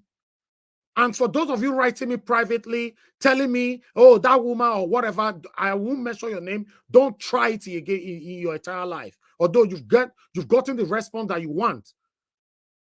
Anybody that did not break the rules of the platform and they are countering anybody on this platform, they are allowed. That's why it is called panel. Nobody should come to me and tell me, oh, you be a dope person, you be this, this woman will cause problem, that man will cause problem for your platform. There are some people already left who want to leave. Go. Go and get out. Don't come back. If you know you have an evil agenda against our country, not the submission of a woman here that will bring. If that's the reason why, then leave.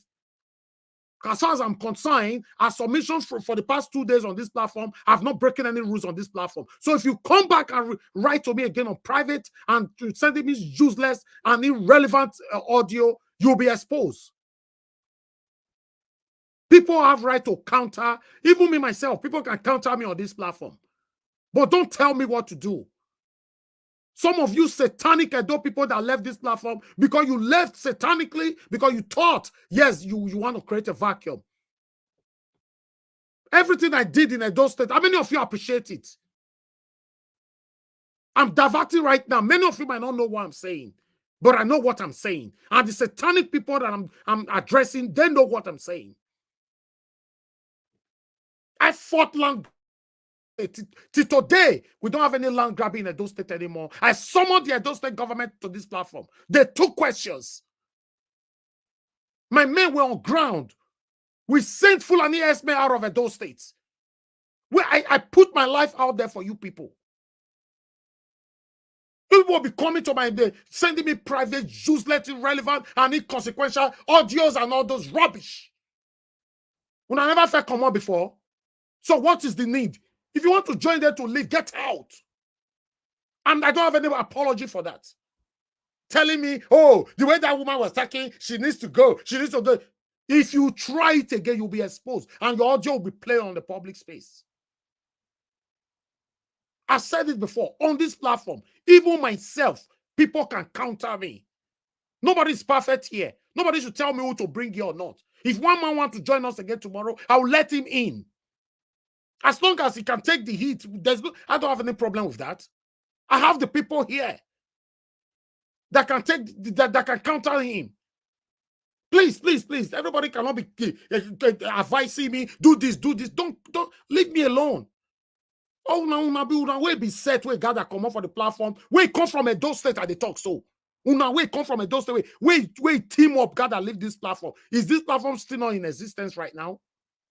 The platform is not existing.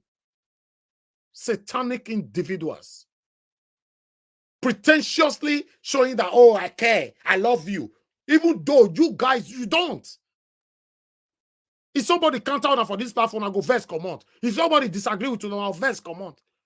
Like say you are coming here to help me or you are fighting for your country.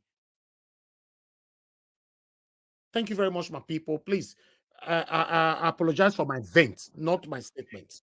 Thank you. I'd like to come to the panel to give opportunity for people. Please, I need 10 seconds, please, sir, please.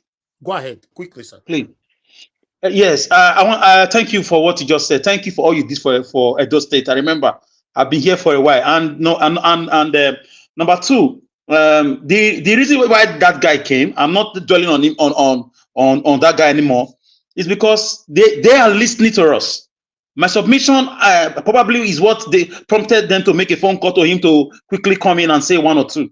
So we are doing a great job here. And as for when he wanted to leave, I like the way you drag him back to receive, questions and people countering him. That was a very nice one. They are really feeling it. Aisha Yesufu is very important to us. We love her. We cherish her across the media space. Physically, we do. And as an adult daughter, we will always speak for her. Thank you, Mr. Najawash.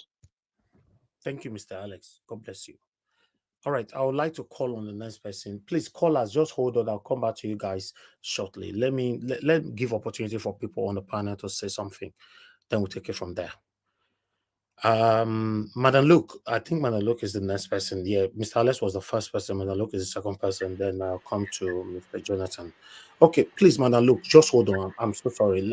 Let me take Mr. Shimize. Thanks very much for calling in. I'm only picking your call because you called a couple of times. Please yes, go ahead. Yes. I greet everyone on the panel list and all over the country. I say hi to everybody. Yeah, what I'm saying, I don't want to go back there, all those stuff. The issue of Aisha Yesufu, I think these people that are making this noise right away, all of them we are protesting when the good luck remove a subsidy. All of them went to Ojota, occupy Ojota for how many weeks, and people died then. So right now, I don't know why anybody counter what they are doing, because what they are doing is evil. They will go for that person. I think they are not serious. Instead of them to face their governance, it's time for governance. No, they steal the mandate. But let them face what they're supposed to do. People are hungry. People are being kidnapped. People are being dying every day by day.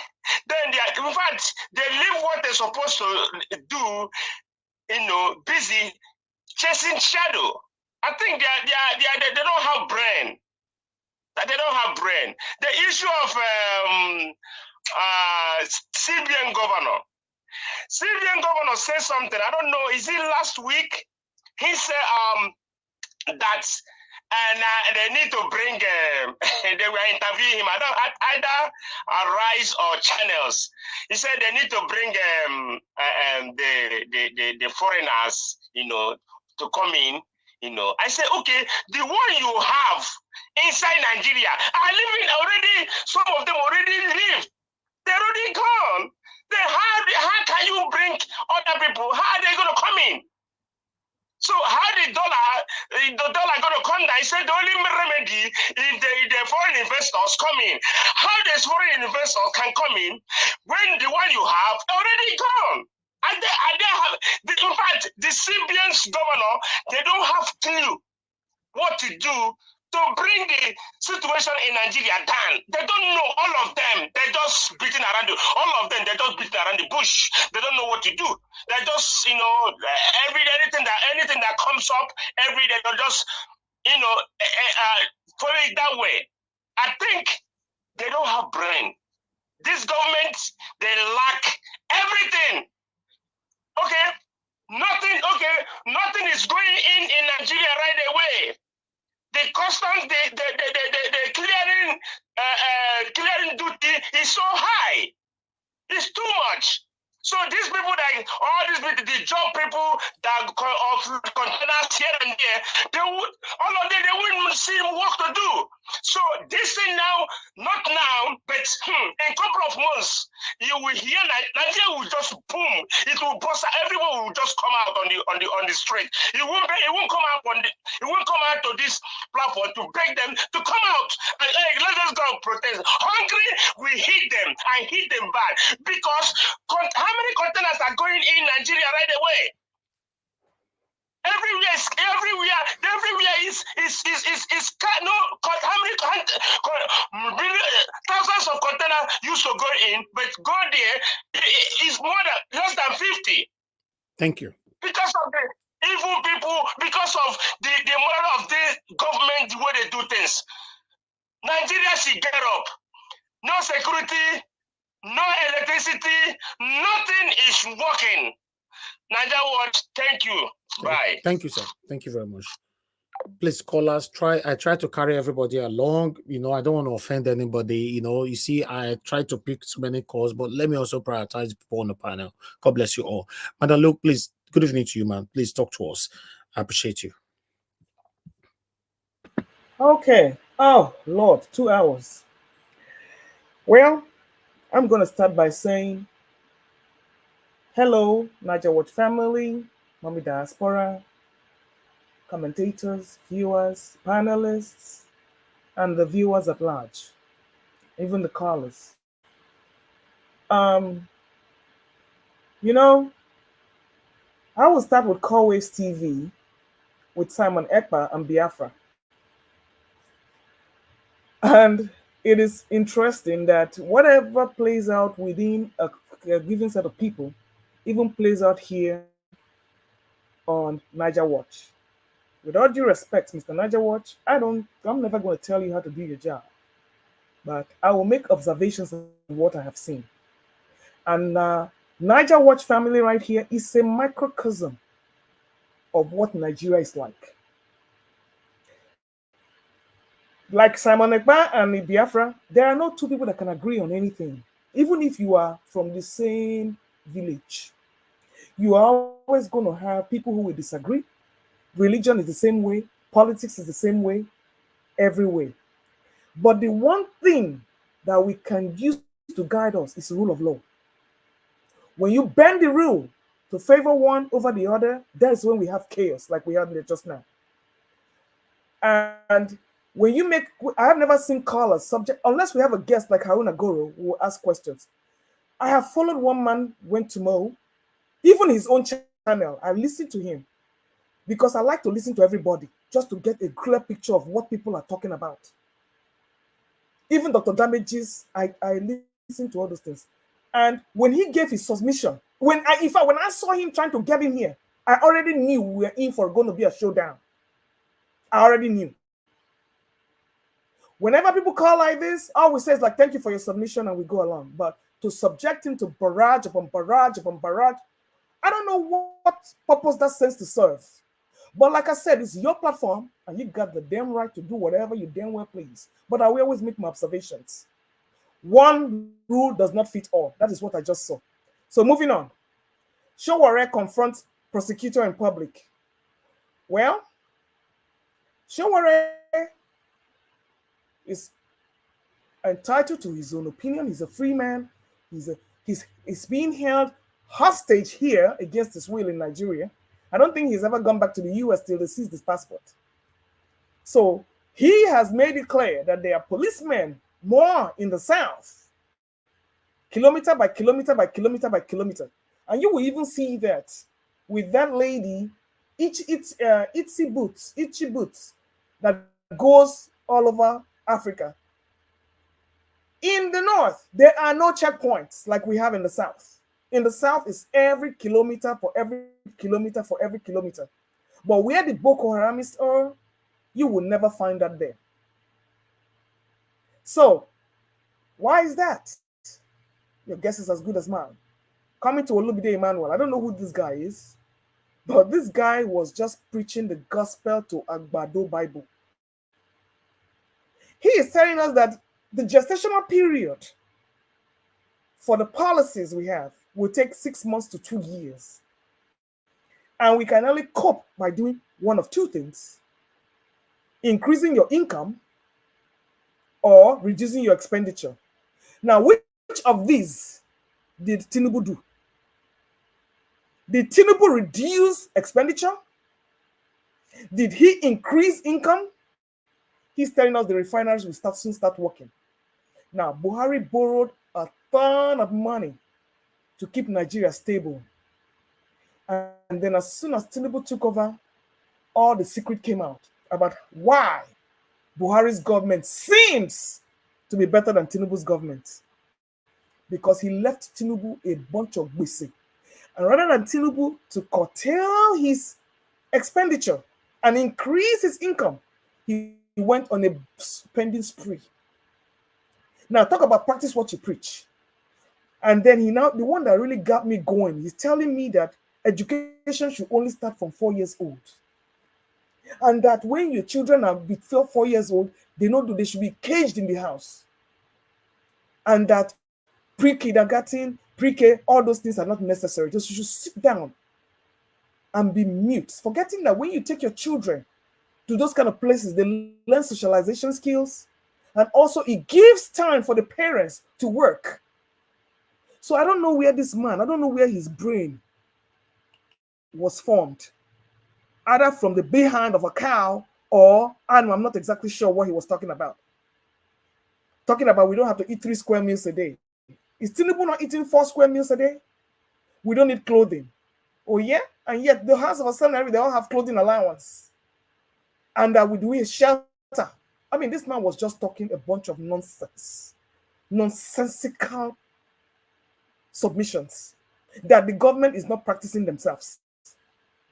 Now we come to the protest in Kano and Mina. And Onanuga has now told us that it's the opposition. Meanwhile, these are APC states. So are we trying to say that the opposition is opposing themselves?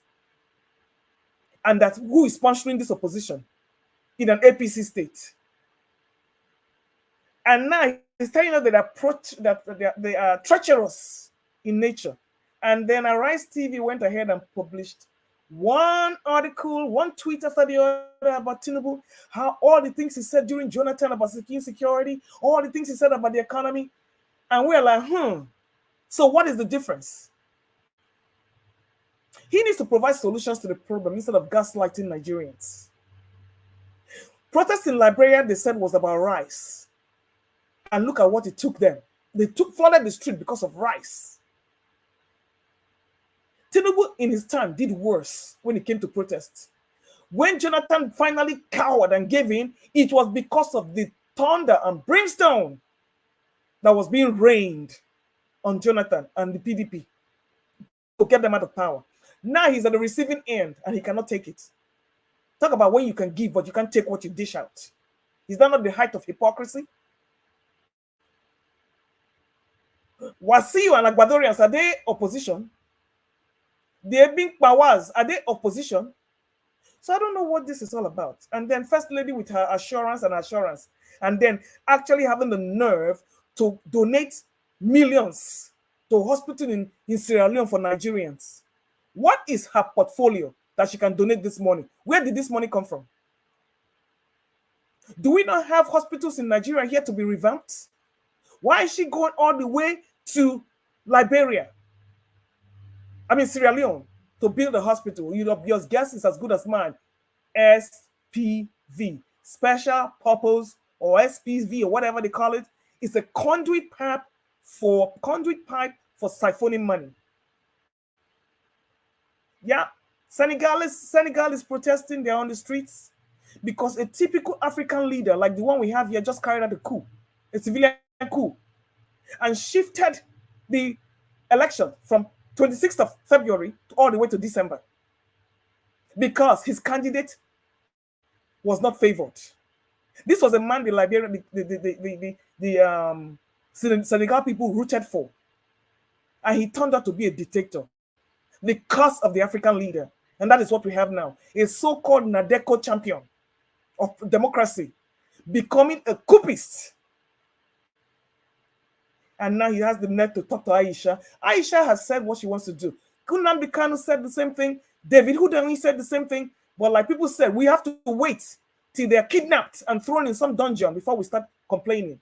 One man went to Mo, had the right to say whatever he had to say. All you can say is disagree or disagree. But the venom and the you know what? Sometimes I don't really know how we handle our own personal lives. Somebody says something you don't like, or somebody don't disagree, you just fly off.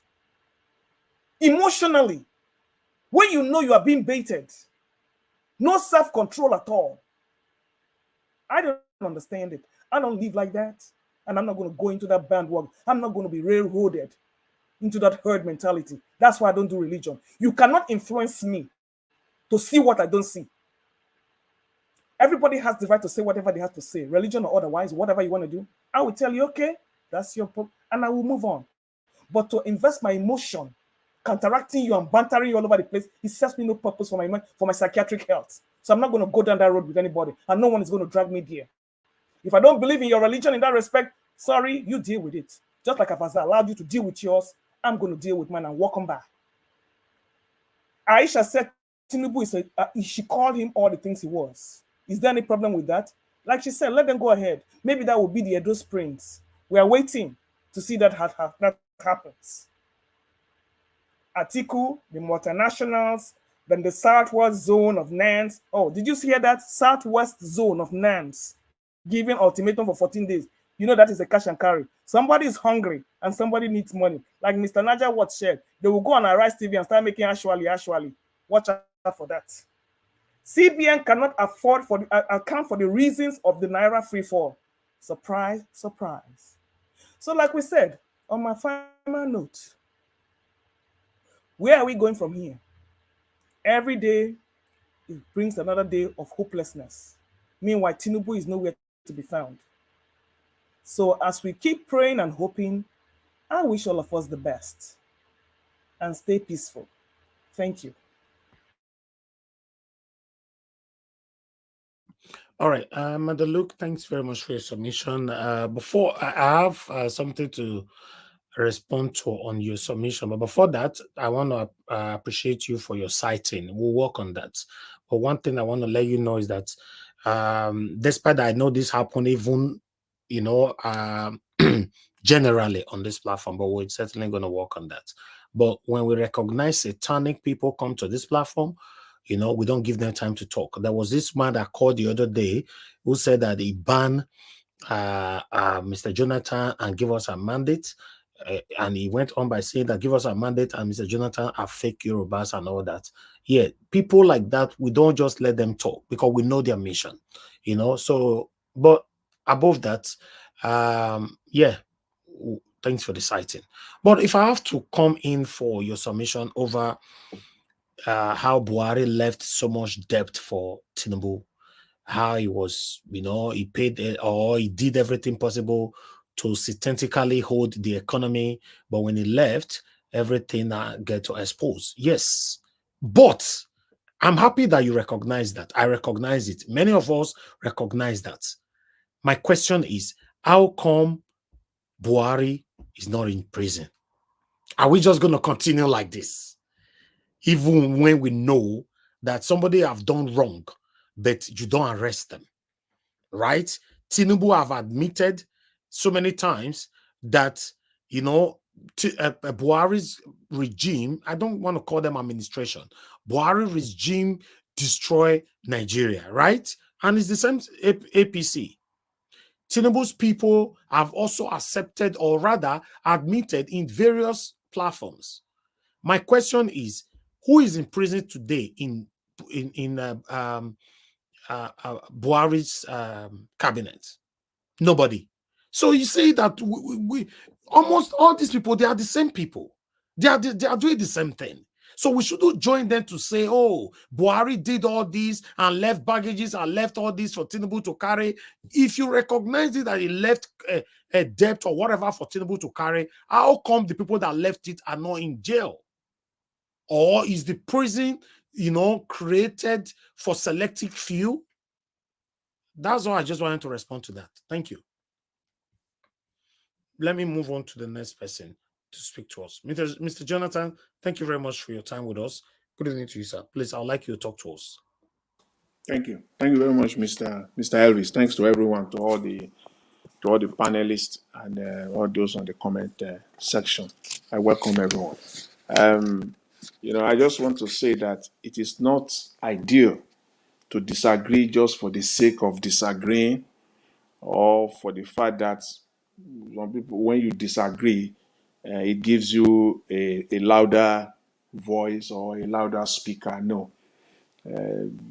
Disagreement, when you disagree on any subject or any opinion matter, it's always good to have, you know, the facts and if necessary, numbers where applicable, numbers. So that is what I see as constructive, you know, disagreement or criticism. So I will go straight to the issue that is confronting the country. You know, the ongoing protests that we see in Nigeria now, we see the complete state of insecurity in the country. We also see the alarming poverty rate. That poverty rate we see, and the worst of all, the devastating economy, you know, degradation. All these are very toxic rather. They are very, very toxic combination. And that is what is happening. The rate, the insecurity, the poverty rate, the economy, plummeting on a daily basis, if not even on an hourly basis. We are seeing all this unfolding right before our eyes. And then to worsen all of this whole thing, to make it even worse, you now see the ruling government denying the crooked ruling government denying the facts, denying reality. Their spokesman comes out today, that is Moka, and denying the fact that it is the opposition that is instigating the protest. That is sickening. That is the state of someone that has, mental problem. denying the obvious fact. What are they talking about here? And we've seen in the last few days, especially in the last few weeks to be precise, we've seen them now coming out to perpetrate this big lie that everything they are doing and all the policies that they have put in place, that we will start seeing the turnaround. We will start seeing all these policies will start working out in the next 1 year. And to some extent, some gullible Nigerians are taking it. But at least for now, not as many as it used to be. It's not working for them.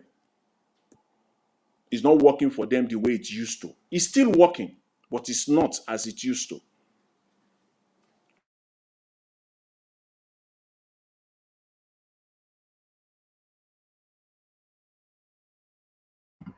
Okay, Mr. Jonathan, we lost you there. We can't hear anything from you anymore.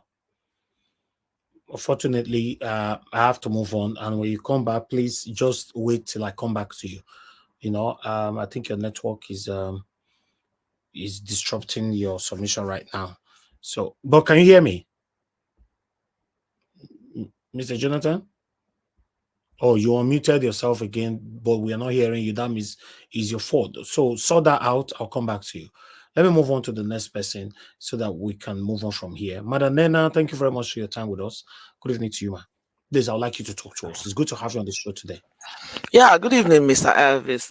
Good evening. I mean, I'm glad to be here today. It's been a long, long while for me. Even though I always listen from the background because I've been handling a project that's been keeping me away for a very long time. But I'm glad to be here today. Thank you so much. And I greet everybody on the panel. I really missed a lot of people here. Even like I said, most of us I listen from the background, but I've not been privileged to either calling or to join the panel. Because of a lot of things that's been going on around me. But it's all for good. Thank you so much, everybody. Good afternoon, good evening, good morning to everyone. The panel, the comment section. Mr. Elvis, thank you so much. Just like Mr. Alex said, I think I heard from the time he started saying, then my voice also to say that I don't know how you do it, but we always say that this platform has given us really an opportunity for us to, not just to express ourselves, but to know the different kind of characters, that are working for or against the country that is called Nigeria, because the situation in the country is, quite enormous. That, at first, before we had this opportunity of having this kind of platforms and everything, sometimes we just kind of people like just groping in the dark that don't exactly know what and what that is going on, or what and what that are happening, or how and where we could just, be part of whatever that is going on in the country. But I think with your platform and other sensible, well-meaning platforms like this, is giving us opportunity to, to air our view, to understand, to even know some of the things that are happening. I think that is just the most important part of the whole thing. Not just talking, but also to know part of the things that are going on. Because a lot of things that we get to hear from this panel, trust me, most of them, maybe the ones like some of the articles and stuff like that, people like us might not be privy to see them, to hear about them. But this platform gives us opportunity to also know. So I just want to once again to appreciate you and to appreciate the privilege and the opportunity of being here. God will continue to bless you and everybody on this panel.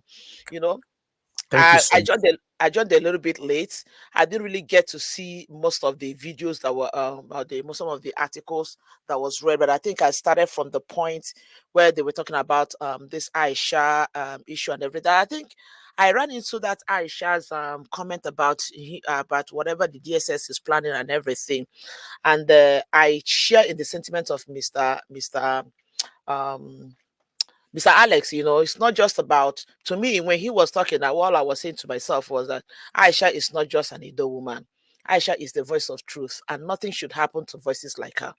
I don't care what people like One Man or whatever he calls himself think about Aisha, whatever.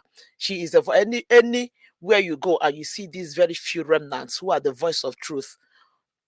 Every sensible person should do whatever it takes to protect them, to make sure that nothing happens to them.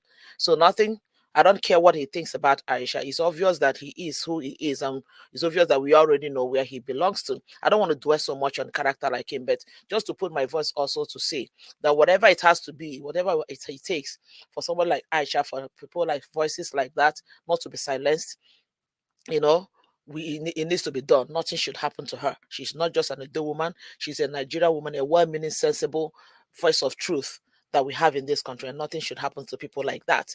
That is just my point.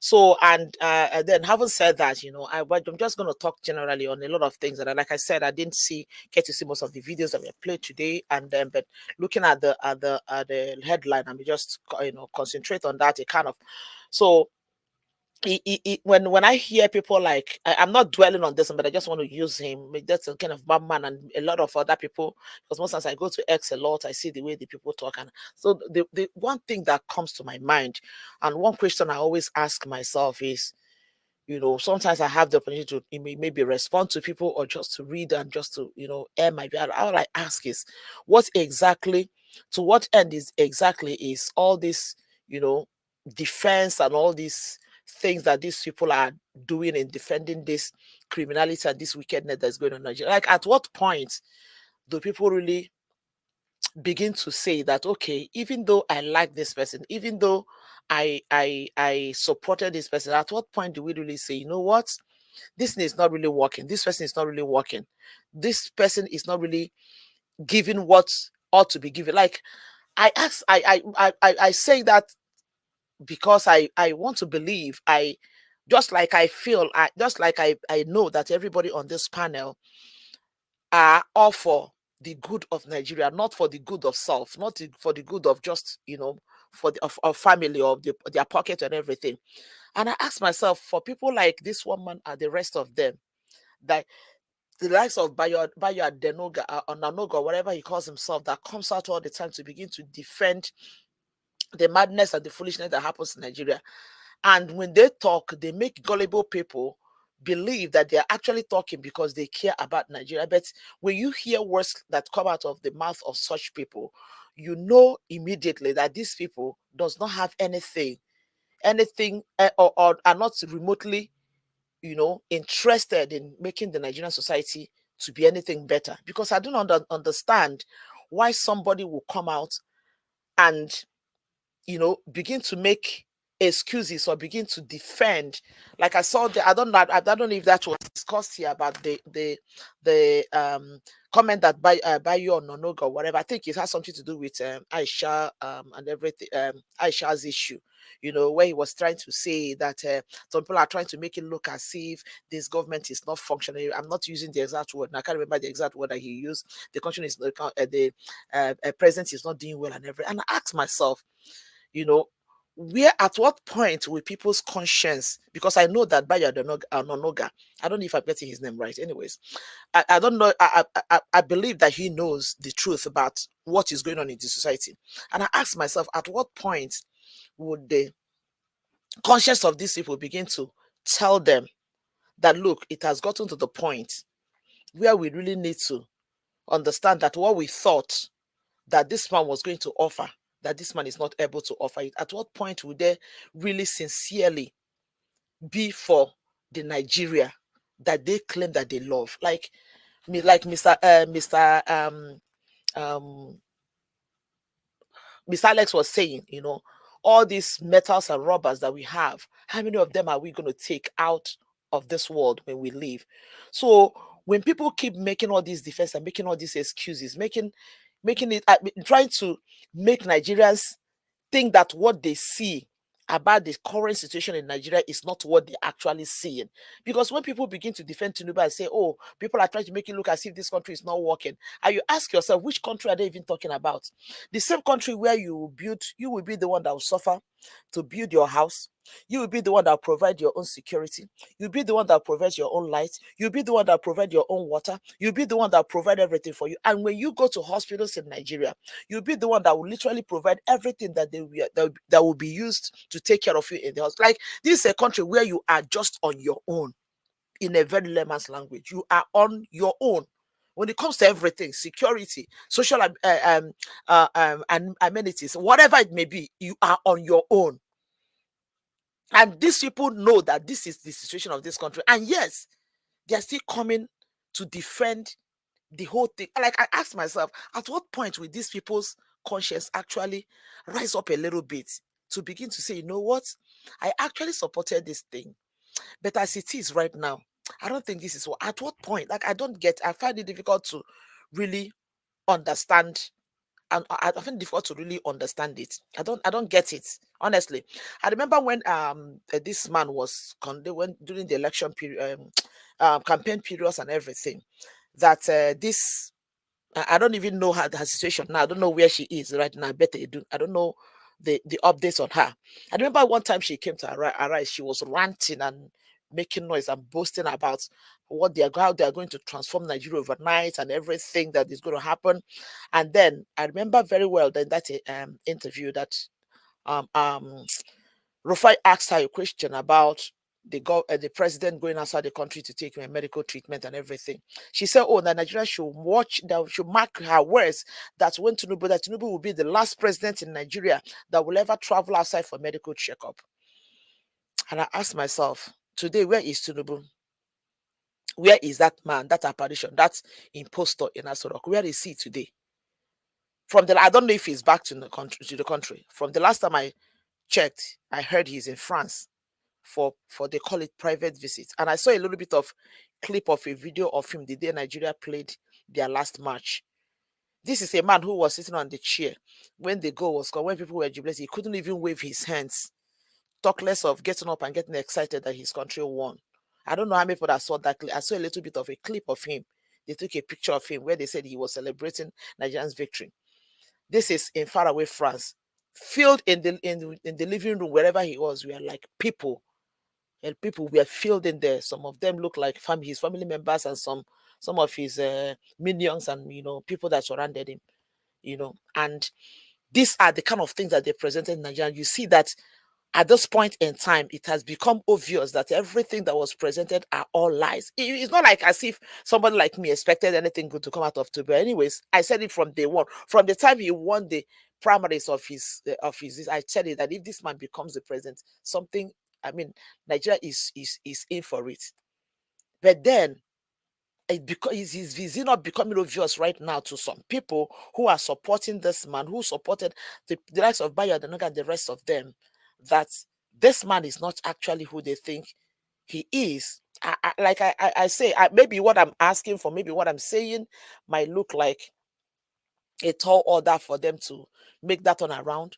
But I ask myself, at what point does somebody's conscience actually begin to prick them, to begin to tell them that this thing is not actually working? And then that brings me to the issue. I think I heard a little bit of that about the where they were saying something about the protests that were going on in Niger. And I think there's one in Kano also.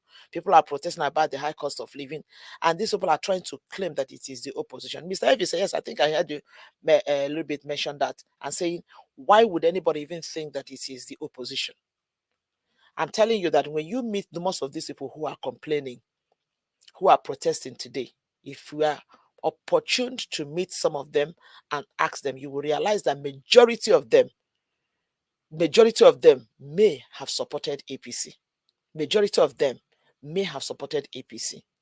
So for anybody to even begin to even think, think of it, insinuate it, and worst of all, make comment about it, saying that it is the opposition that is instigating that protest, that person is nothing but evil. Like I will use Mr. Ivy's word, satanic. Because these people, every sensible person is saying it now, that this country called Nigeria is not working. Nothing is working. Nothing is happening. Things are terrible. Like when I say terrible, things are terrible in the country called Nigeria. These are terrible. So that people are protesting, the hungry people on the street are protesting, and somebody is still making it about opposition or no opposition. It bothers me. It bothers me, and I ask myself, at what point will these people just stop this foolishness and understand that whatever they think they are offering, whatever they think is happening, whatever they think they have to offer, whatever they think this apparition, this character in Asok, or the characters in Asok, whatever they think they are going to offer is not going to happen. Why are they making it about opposition? Why would you even think about it? People are hungry. These people are angry. These people are taken to the street. People are beginning to understand that, look, what we thought is happening for us, and some people are still there trying to defend, make it look at, and someone like one man or whatever he calls himself will tell you, oh, those people are just making noise. They're just saying things that don't, maybe he will say that whatever they're saying, it's not making any sense at this point. It's like we have heard it. It's like just like the comment he made about P2B, whatever P2B said, it's just like trying to say what P2B said is not new. Okay, if it's not new, then what is being done about it? It's just like when that was what really aggravated me when this man was talking, because it's like somebody trying to come to Niger Watch and say, okay, you guys are always talking about the bad situation in Nigeria. It's not new, so why are you perceiving talking about it? Is you plus not saying anything new? That is just the way me I understand the whole thing. Exactly. That is exactly what he's trying to say. Okay, whatever P2B said, okay, it's not new. I mean, we all know it. Okay, yes, we know it. We may sound like a broken record, but we need people to keep hearing it, because this thing is wrong. It's not working. It's not happening. Why in the world would you make it look as, oh, P2B is just talking? After all, whatever he's saying is not making sense. It's not new. We know that. Okay, that was why I asked him the question, but do you really believe there's a corruption in Nigeria? Do you really believe that there's criminality in Nigeria? If you do believe, then what makes you... So what are you trying to say? So people should stop talking about it because we already know it's happening. So why are you talking about it? What are you so you, when I said to Mr. Evis, close your channel, whatever you are saying, we already know. It's happening. Okay, we know. So then what are you doing about it? What is God? What is the solution? What is happening? What is how do we go from here? How did we get here? How do we go from here? It's not just enough for you to say, oh, Peter B just making noise. Aisha is irrelevant. Aisha is checking clouds. That is insulting to a woman like Aisha who puts her life on the line to do what I saw what this... It was even during answer that I knew who this Aisha. I never knew who she was. It was during answers. I keep asking myself, who is this lady? Who is this woman that is always at the forefront, with the energy and everything that she was putting in during answers? That was when I started seeing her on social media and TV and everything. I don't know who she was. To risk her life. This is a married woman who has children. To risk her life and leave everything she has, and somebody's coming to tell me that she's irrelevant, that DSS cannot waste their time on people like... Who is that one man to move? What does that human being like, people like that contribute to the country? Who is he to come out and say that Aisha is irrelevant? If Aisha is irrelevant, then why are they talking about her? Why are they scared each time she comes out to say something? Why are they scared? Why does people like her go to Arise to conduct? How many times have the one man or whatever he calls himself, how many times have I seen him in Arise or channels being interviewed? Aisha is a very strong force in Nigeria. It shows that the Nigerian society is what it is. If not, the likes of her is the likes of people that should be getting a Nobel Prize for peace and everything. Because this woman she's the kind of person people I look at. I say this is the kind of person I would like to align with. And somebody is coming on national air to tell us that she's irrelevant, that DSS will not waste their time on people like her. Are you kidding me? Then why are you scared this time she opens her mouth to say anything? It's so unfortunate that we still have this. I don't know who that person is.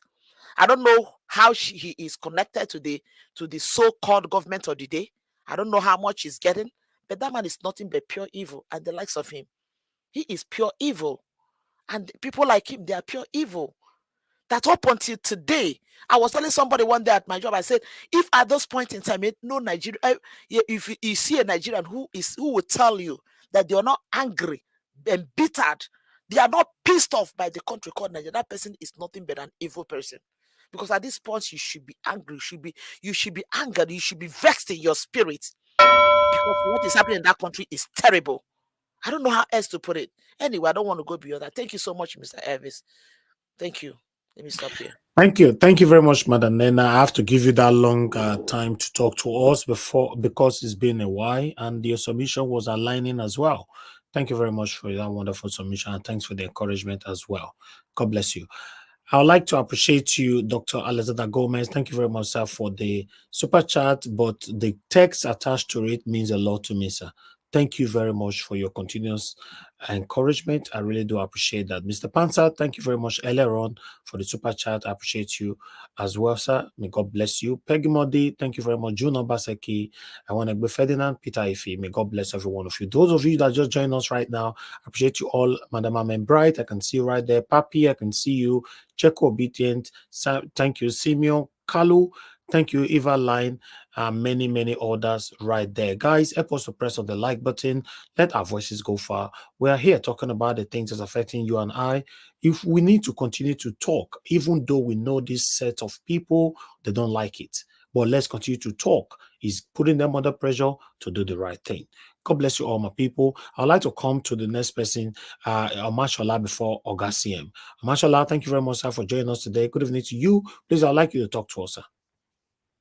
Niger World, good evening. Good evening, Niger Works family, and I greet my members on the panel. Niger World, yesterday, you asked me a question. Are they hearing me? They have proved us right today. At least 2 states where they know that they are suffering have started answering our questions. I gave them a deadline. If Nigeria is still the way it is and you don't come out by before June, that means people have so much strong skin to take suffering. Today on my WhatsApp, somebody sent me a message, and when I watched this video, I wish I was physically on ground to give this guy money. A family man crying in the marketplace, serious cry, just to buy half model of rice. He has only 2,000. He can't buy it. Seriously crying. If not for the help of market women, they have to help him and add to the money. That's the height of suffering we have in Nigeria. And then APC will open their dirty mouth to be saying rubbish that opposition is instigating things. Are they blind? Are they blind? People are not eating. They are managing to survive. Some are not even existing. They're just floating around the surface of the earth. No food. And you are talking about politicians being opposition instigating this riot. Nigerians in the south, the northern guys have woken up. If una like, me sit down, they wait for big brother when I want wash. They WhatsApp, they TikTok, they do TikTok. Hunger they kill una, and not come out. There's no magical. President will rig the election. We will know, all of us don't say he rig the election. All of us they look at me, enter there now, he not fit do anything. They say dollar they fall. Dollar is not falling, no. Dollar is diving down. It is diving down. For the past 3 days, I've been checking dollar to pound. It has been on 1.8 to a pound. And there's no sign that it's going to go up. There is no sign. So it will surely fall and dive deep into the ocean if you don't stand up. These guys don't have the solution. Your CBN governor does not have a clue of what he wants to do. There are a bunch of confused thieves in government blaming people. The man that handed the government to you, you can't go and arrest him and catch everybody in government because all of them all ate the money together. So you can't blame anybody now. So the man in question does not have a solution. So the only solution is for us to come out and protest. Looking at that video, see the crowd, see the number of police. Police people are not going to the market to buy rice too or buy food. That will all be scared of coming out to protest. Protest is your right. If you don't protest, they won't know you are hungry. Only 2 states are protesting now. They are trying to shift it. If everybody is protesting, will you not say it is of opposition? Aisha Yesufu in question is one lady. I wish one day will come out to run as president of Nigeria in future, not under this kind of cabal kind of INEC we have. Whoever says she's not a force, the woman has the voice. North, east, west. She has a strong voice. So if you are just that man that came, that one man from moon or from sun, or wherever he came from, because you have sent him, your government is in confusion. You've come here to come and spread lies. You can't talk, you ran away. Aisha has a voice, and if by mistake, DSS, I know you are listening. If by mistake you go and arrest her, you have just liked Nigeria by yourself. So you let the woman speak. She has right to talk. Everybody has right to talk. As we are talking, speaking on this platform, we are all have right to talk. She's not instigating anything. And if she's instigating anything, it's her right. So you can't be don't use police or DSS to threaten people. People are dying. Do your work. EFCC. Some days ago, you said you have list of people sponsoring terrorists. Yet you can't bring out the list. Let Nigerians know them and go to their houses. They say that they are pastors, they are imam.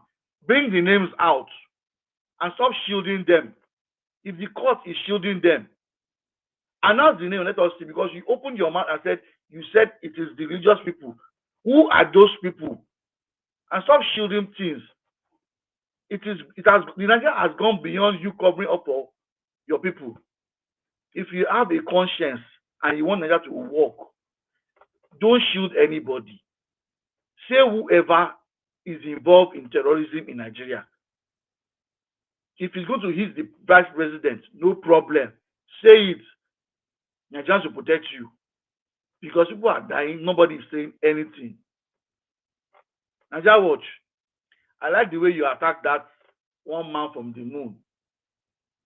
Of course, I'm even surprised you allowed him to come in, but based on you now, everybody's heart-free hand to come and talk. The painful part is he has talked, he didn't wait to collect answer. Because now what they will give him for here. You don't come and speak rubbish to deceive Nigerians. This is not a church where you come and deceive people. This is not a church. You come and deceive people. Things are going to get worse. And we all know it. And the earlier Nigerians open their eyes, shine your eye, and come out and start protesting. Because these people, give them from now to 6 months, there is no solution in their hand. The man that has the solution, Peter Obi, was rigged.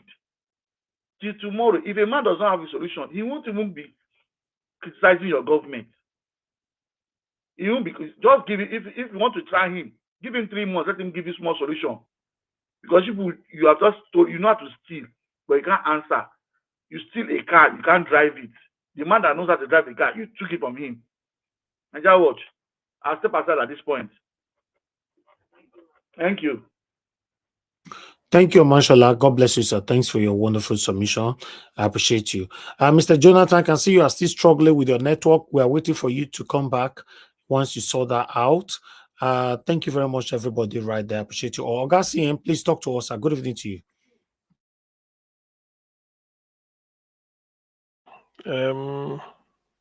Thank you, Niger Watch. Good evening, everybody. All protocols duly observed. Actually, I was here when one man was speaking, but I couldn't have chance to put my comment across.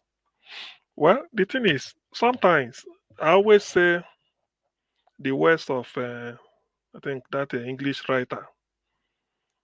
I disagree of what you have to say, but I must defend to the death your right to say it. You see, in one man case is that I will make this suggestion. In the end, I don't make editorial policies here. It is for you to do, Mr. Niger Watch.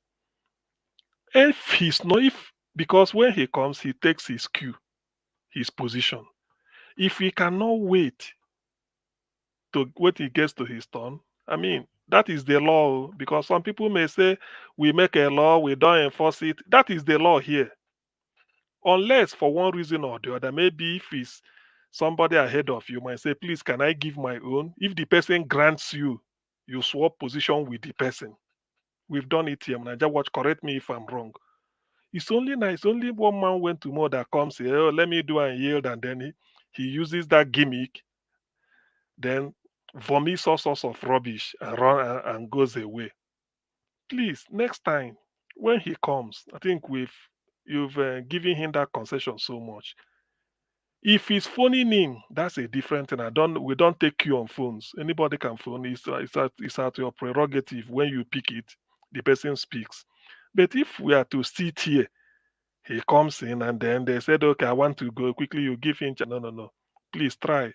Because that is part. Somebody observed that we shouldn't be making different law for different people. This is part of the law in which they are tilting it to favor him.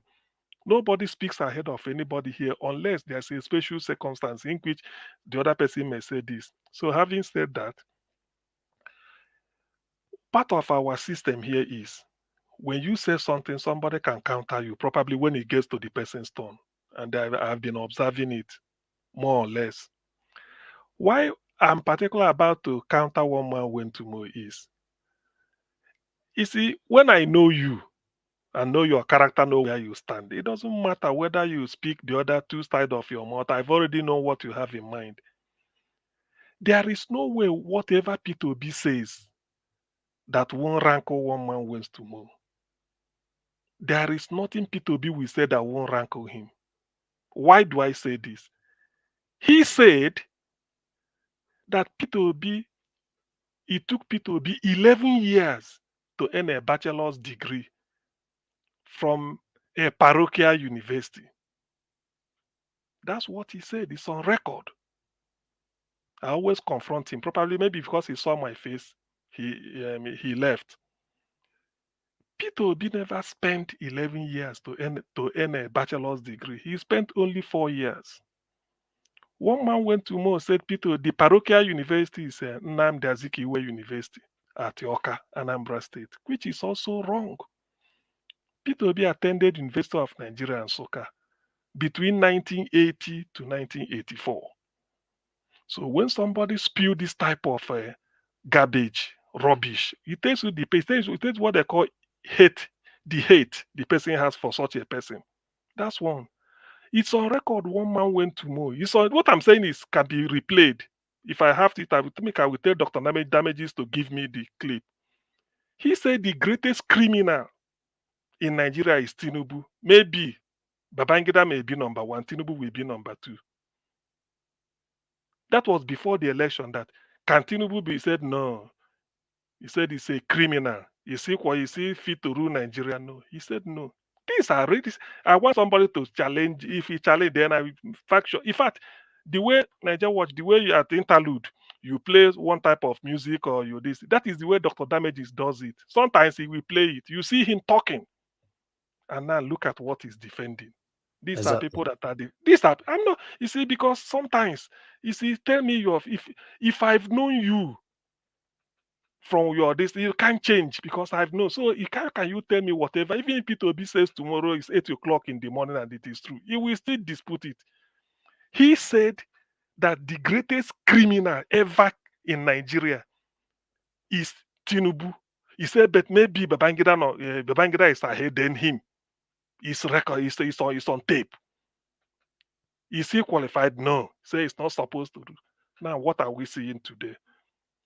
So when he comes here and then start to come and talk all this, well, so those that doesn't know him, that do not know him, it's not. I don't have to blame them so much, but I pray that one day they will study him. Oh, he's coming to. By the way, how can somebody is he more Yoruba than Jonathan and give us our mandate? That's why sometimes when people want to bring tribal issue, there's a way I look at it. Is he more Yoruba than Payo Adebanjo? If it's to defend Yoruba interest. But these are people that somehow, I don't know why they are defending a criminal like that, like Tinubu. In fact, one thing I wanted to make sure that I put it back to him or to his hearing was for him to say that Tinubu has gone to the highest court in the land, qualified all this. What of certificate? It is not INEC in Nigeria or Supreme Court that will say whether a certificate issued by Chicago State University is forged. The only authority in the world that can say that the certificate from Chicago State University is genuine or not is Chicago State University. I once said it here that if I'm Atiku, I'm close to Atiku, I will tell him, Atiku, just quit politics. Not because you are sick or because you don't want to continue, but you don't know why God created you. It might not be to be vice president. It might not be because you have money, establish American university in Nigeria and all those things. Probably God created you just to go and expose what you went to do in Chicago is a sacred mission. I remember in 1979 when Anwar Sadat, because of the sanction what they are facing from Israel and through America, Anwar Sadat went to Egypt. Anwar Sadat of Egypt went to Israel to go and make peace with Menachem Begin, Israeli Prime Minister. The world called it the sacred mission. He pleaded that Egypt will now recognize the right of Israel to exist, and that the Sinai Peninsula they captured in that 1967 war, 6 days war, that they decimated the strongest army in the Arab world, the Egyptian army, with their strong how many thousands troop in the Egyptian Air Force, Jordan, Syria, and Egypt, crush them, seize the Sinai Peninsula, Golan Heights, West Bank, East Jerusalem. Sadat went there to say, look, Israel, we recognize your right to exist. We make peace with you and they still. That was what cost Sadat his life in 1981, I think in June, when they were having sort of a state what is it called, a state function. People has to come and buy him direct from Egyptian army. So it was a sacred mission that Atiku went to. Staked every claim and went there, and the Chicago under deposition. You know what law means in America? Under oath, deposition, they said it is not from them. That's forgery. That is forgery. So because of that, if I'm Atiku, I think I suggested it somewhere, Atiku should write my journey through politics. Not his biography, just my journey, all his political journey, what he did. Then you have to give that one a special chapter.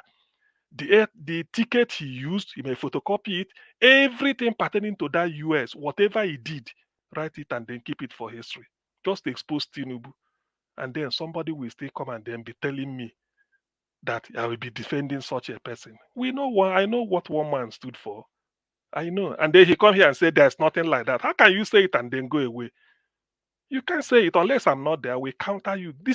That's what. Then the question should have been, why did Atiku go to Chicago and what did he achieve? Let him tell lies. What the world saw, Niger Watch. It was almost at the time of your birthday, October 3rd or 4th. You remember, it was around that time. That was when Atiku went and then exposed him. So that alone, one man should not come here and tell us nonsense. He has the right to say it, but when he finished, he have to wait for the backlash. So I don't know why he ran away. Even at that, because of saying I didn't see people descend on him, Madam Norma wanted to ask a question. He said a question that he couldn't even allow her to finish. When person is asking you a question, say, don't worry, hold on, there I'm coming. He lashed on it. Niger Watch, you go and replay it. You were telling him, woman, wait, you are, and even you, they were talking on top of you, on top of your voice. So if who should come to equity must come with clean hands. What I'm saying can be replayed. Later we go and listen to it when it started. Even if he doesn't want to listen to any member of the panel, when Niger Watch was saying, one man, hold on, he refused. He was talking back to you. Go and I listened to it. I didn't say anything. So whatever we say here is always recorded. You can go back and listen and then see who is saying the truth or not. I'm not making things up because they are here recorded for prosperity. So having said that, what Aisha is fighting for, Aisha is like the voice of the voiceless. Not because he said, after all, he said, she said she's not a member of the Labour Party, but she's only an obedient because she saw the quality in P2B and felt that this is the right man for the job. Niger Watch, just like you said, you are not a member of the Labour Party, but you're a follower of P2B principle because of the quality you saw in him. That is just what Aisha is. That is just her principle. Now, what is Aisha saying? Tinubu is an illegitimate president who rigged the election. Did Tinubu not rig the election? I could have been. It is what we say here every time.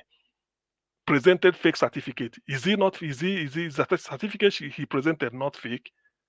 According to electoral law, he said if any document you present to INEC, if it finds to be fake, FAKE, you should be disqualified. Atiku took the certificate Tinubu presented to Chicago, and Chicago said it is not from them. What else? What is fake then?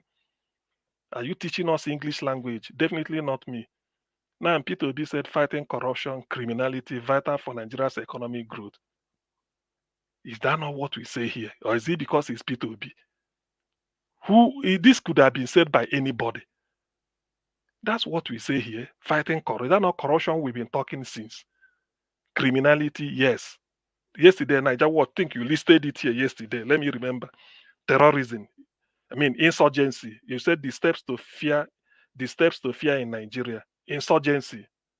Is that not criminality? Terrorism. Is that not criminality? Kidnapping. Is that not criminality? Banditry.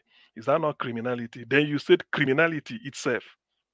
So what is difference? It's like this is maybe somebody might even say Peter B is quoting what you said your headline yesterday. So I do not see anything in it. It's just that some people, when you listen to them, you will be compelled. Even if you don't want to have an outburst, you will be compelled to have an outburst. I was with somebody today. I learned a new headline. The new headline is you can rig yourself into power, but you can't rig yourself out of poverty. Somebody said it, and I concur with the person. So what we do here is only to interpret, sort of give a different perspective to some news items that people must have seen. We don't create headlines here, so to speak, because Niger Watch end up either playing a rise news, or maybe is it Prime People, or what's it called, this newspaper, or Sahara Reporters, or any newspaper at all. You show it, you read some article. You didn't create it, but when we read through it, we'll be able to see it in different perspectives. We cannot have opportunity of going to Arise to say something. But here, which is free, when you come on here, you say it the way you understand it. Now, in trying to say it the way you understand it, you must have misrepresented some facts. Somebody will then counter you and tell you, look, I don't think it is like that. Insofar as the person is willing to provide maybe an evidence, which sometimes Niger Watch will play here. So what we do here, you are not we all what we are doing is this is even more of doing the job. Call it the opposition or Nigerians should have been doing. That's what we do here. We encourage pluralism of opinion insofar as you are not doing it with intent to go and concoct anything. Well, I hate it because when you say it, if I'm not sure, then we have to shut it down. There are people, I remember somebody phoned sometime. There was a time somebody phoned and was saying, we in the South, we don't know how to play politics. Look at the North, you always play it this way, this way. Those are making suggestions. I countered by saying, convince me that the way the North is playing it is helping them before I can drop the dirty water I'm holding to go and take and look for your clean water. So that is the type of thing. And I don't think the person has phoned again. I'm surprised because I was waiting. So that is the essence of why we gather here. I don't really feel that we are not, I'm not, particularly one man, when he comes here, he has it. And please, Niger Watch, in trying to bring this to a close. Anytime he comes, don't bend the rule again. If he cannot take his turn, let him not show up. Let him go somewhere and phone. Then you take it during the time the window you open for taking phone calls. You can't come here and jump over everybody and then say something and then start to later you not as if he's not playing a victim that is being a mobbing. Nothing like that. Nothing. As far as I'm saying nothing, because today's when I witnessed it, even you, he disrespected you when you are even calling him to order. Otherwise, you should have kept quiet so that because you want to clear the ground for him. But if he was even talking on top of his voice, only for him to just say he want to go. Forget about discrediting P2B and so what?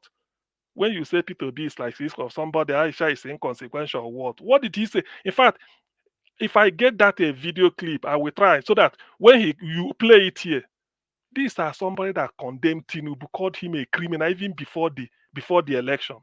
Now, what has changed? He's now coming to tell us he's trying. People should follow and then cooperate with the government. I don't do that. I know what they discuss in their one-man show in the midnight. Sometimes they will just manufacture a lot of things. Do you know that under one-man show, let me say this, probably you may be listening, when they were demolishing Igbo houses in Lagos, I think the subsequent week, he manufactured the concocted news Yoruba houses are being demolished in Igbo land. Where are they? This was here I saw it. They were even talking. I said Yoruba houses are being demolished. Where? Don't they have address? Don't you show them? This is the type of person. Then when you go, somebody, I know, we know what he stands for. He's just a very bigoted, a very bigoted human being. We know it. So, but for me, I cannot be fooled.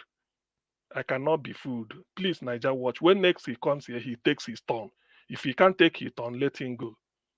And that is what I support. Do not throw anybody Thank you. away, but let him take his turn like any other person. After I've been waiting here since, let him. If he can't take his turn, then he can go as well. Go and make a phone call and contribute through there, which you can pick anybody. But to come here and then maybe you feel that I want to say something and leave here and leave and go. No, we don't want that anymore. That system cannot work. Then when you finish, you now start to test people, start to dress facts as if they are fiction. How can somebody say that Tinubu did not forge certificate? When Dele Momodu was giving a podcast about it, what was Dele saying? If Atiku hadn't gone to Chicago, people would have been saying is this. But he went there was a deposition. Do you know what it means to get a university authority to come and under oath between Atiku's lawyer and the Tinubu's lawyer he called? Make a deposition that this thing he say it's not from us, it did not originate from us. What else do you want them to say? And then when they come back, because the Supreme Court of Ariwola and all the other bandits just gathered all of them and then dismiss every evidence. They don't want to take it. Every evidence is gone. And then people will tell me that if the Supreme Court tell me that this blue pen is black, then I should go home because Supreme Court has spoken. Who the hell is that? You can't. There's something called common sense. You can say it, but we know the truth. Tinubu is a certificate forger till tomorrow. A drug baron. That's what he did. It's on his record. It cannot go away. So there's no amount of somebody coming here to, to whitewash it. We may listen to you. Some people may listen, but if you finish, I have to counter it so that it will balance up. Otherwise, some people may say, is there nobody that knew what really happened? Now, where is Tinubu? The other day I asked, where is the commander-in-chief?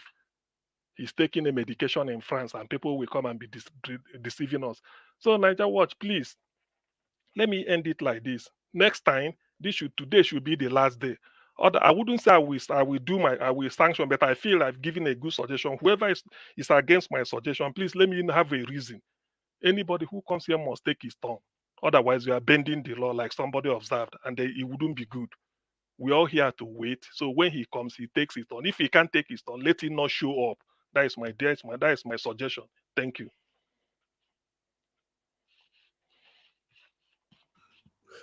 Oga CM, thank you very much for your wonderful submission, sir. I appreciate you.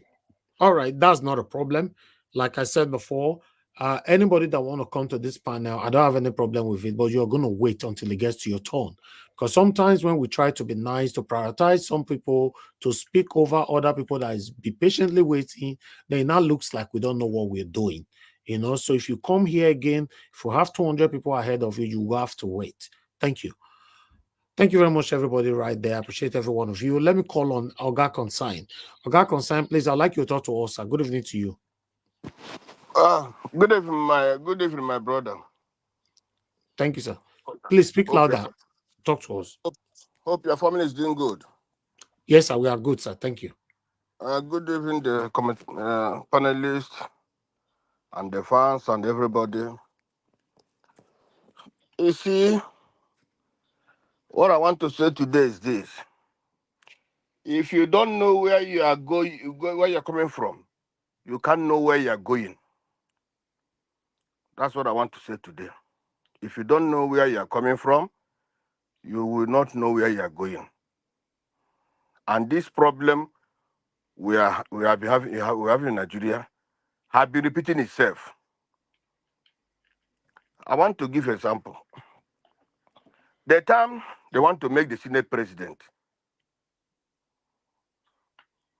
Ajus Akano and Ababio, they wanted two of them, one of them to be Senate president. At the end of the day, in as much as Ajus Akano was not all that too bad as they were saying, because Oju Kano, you know, when he was in, I think he grew up in Borno State. That's where he established. Even the time there was at early 80s, the time they used to make what they call it again. He used to donate money to the government, to Borno government, even to Nigeria government. But I think he has more better resume than Akpabio, because I don't know where Akpabio coming from. Whether he was a teacher or what, I don't know. But that man has money, has made money before that man. But because when he become Abia state governor, he squandered, he eat their money. He become a criminal. And during this time, when they want to make him the Senate president, Igbos never supported him. Igbos were against even him being the Senate president. Upon all the whole things I've been saying about being the time Igbos will have president, so on and so, Igbo didn't support him. So I will let every region be like that. It's unfortunate that a people or some people will see a criminal, somebody with many different baggages. They support such a man to come and rule the country. And that is where we are today. If that our brothers in the other side have said no to Tinubu's coming out, we can't be here today. We can't. The country could have moved forward today. But instead, they supported him. You can't see a criminal, a big one, who is not even competent, who is even sick. You rise up. Many of you rise up. If you want to fight, want to create war, want to fight the other people, other tribe, because you want him to be a president. If you have if for example, it's your own, the country belongs to you, you cannot even make him to be a president. But you supported him. That is where we are today. I know some regions, some tribes cannot do that. They cannot support such an evil man. You see? So in going forward, let all tribes, let all people be doing the right thing. Support a good man. It doesn't matter your tribe or not your tribe. You can't say because that man is coming, yeah, he helped my tribe. Yeah, are you fighting for your tribe? Are you fighting for the country? You have to fight for your country first, not for your tribe. What we do today, each tribe, each person, each nationality, all of them that buy the same amount they're spending on petrol. That's what everybody is spending. The money they're spending in school fees is what everybody is spending. Today, the food stuff are high. Everybody is spending the same. No, this is not about tribe anymore. This is not about region anymore. If that all of us, if that people have stood up and said, no, brother, you can't rule us. You can't. You can't be here today. Now, I want to go to LS. You see, I like what LS said today. May God bless him for saying what he said today. Aisha did not do anything. What Aisha is saying the truth. And look at the way LS said today. You know, he even shout against Nigeria today. And that was what Nnamdi Kanu was doing. People are saying, no, the way he was doing it, we don't like the way he was doing it. We don't like. If for me, I would do more than what Nnamdi Kanu was doing. I will insult everybody. Even if somebody come around, I will slap him, because if I see people doing bad against against the country, first of all, Nnamdi Kanu was against the government when they were treating the North bad. When Boko Haram, when he was in London, he spoke against that, what government was doing to some of the North and so on and so forth, before he start talking about Biafra. When he see that government is not changing, then he say, okay, it's better we go we go. Instead of being in this kind of this kind of country where the government are not doing the right thing. You see? Then people were saying, no, the way he's doing it, but now they can ask them, how do you want this to be done? Today, the way less shouted, if a less also The way they started today, because of they want to arrest us. That's how I want somebody. People supposed to be like that. If you love your people, if you love the cause that you are fighting for, it's how you're supposed to fight it. It doesn't matter. You see, I really heard that guy. For that woman, no, honestly speaking, I'm happy today to join this today, because today I know that lady is from Benin. I never know she's from those states. Even during the time of the campaign, there was one beautiful Edo lady who was always against this APC, who was always against injustice. I don't know her name. You see, that people, that patriotism. In Nigeria, we said that in Nigeria, if you're a good person, they will never allow you to breathe. They want to buy you if you're a good person. They want to keep you, silence you. That's what Nigeria is all about. Today I saw about new post about what APC is saying that they're warning Obi, they're warning him for criticizing the government and trying to incite the people. I think I sent that into you. I've sent that this into your this thing. So about Tinubu's wife, like Madam Luke said before, where is Tinubu's wife work? I know she was a Senate president before, Senate leader. She was working in the Senate. She once served in the Senate, but that has gone. Where is she getting the money? She said, even Nigeria don't have good hospitals, and they sending money to Senegal so that they can build the hospital there, and they say, yeah, this is Tinubu's Tinubu wife that sent this money, and they put her name there. That's only what they want, but they don't want their own country to be good. Senegal is another country. You can't go and send money to another country where your own country is not good. You don't even care about the people who are suffering and buying every day in Nigeria. You want to send money to Senegal to become now they want to, even it can become Tinubu and the wife. They want to West Africa can be their empire. Maybe tomorrow now the husband will go and send money here. This one will go and send money here. That's what they want to do. So that anywhere they go, they'll be respected. They will say, yes, these are the people from these are Tinubu's family. They after owning Lagos, owning Nigeria, they want to also own the whole of West Africa. That's what she's trying to do. Because your own country, your own place is on fire, and you're going to give other people. Today, even in the East today, my brother, they say if you go to hospital there, before you can go to the hospital and get to this, you will stay even for a week or two. Those who want to born children, those who are sick, they don't have any space. We don't have these things, and they are taking our money to that place. The same way Buhari was taking our money to Niger. And today we are suffering. The kind of suffering in Nigeria today is too much that people have to take the small that remain to take to another country. That's nonsense. And the people of the Nigerians are just keeping quiet. All this is happening. A woman that when during the time she was in the Senate, all the whole atrocity was committed. She was even keeping quiet, and when smarter stand up to talk about the way Buhari was, the way that government was buying people. She said, "No, don't talk about. Don't you know this APC government?" She was telling the man not to talk because she want to navigate her way into the presidency. That was why. Nigeria is I don't know, did it? It's a problem. In this Nandekan issue, if Nigerians are really they're supposed to stand up and rise so that Nandekan can be released.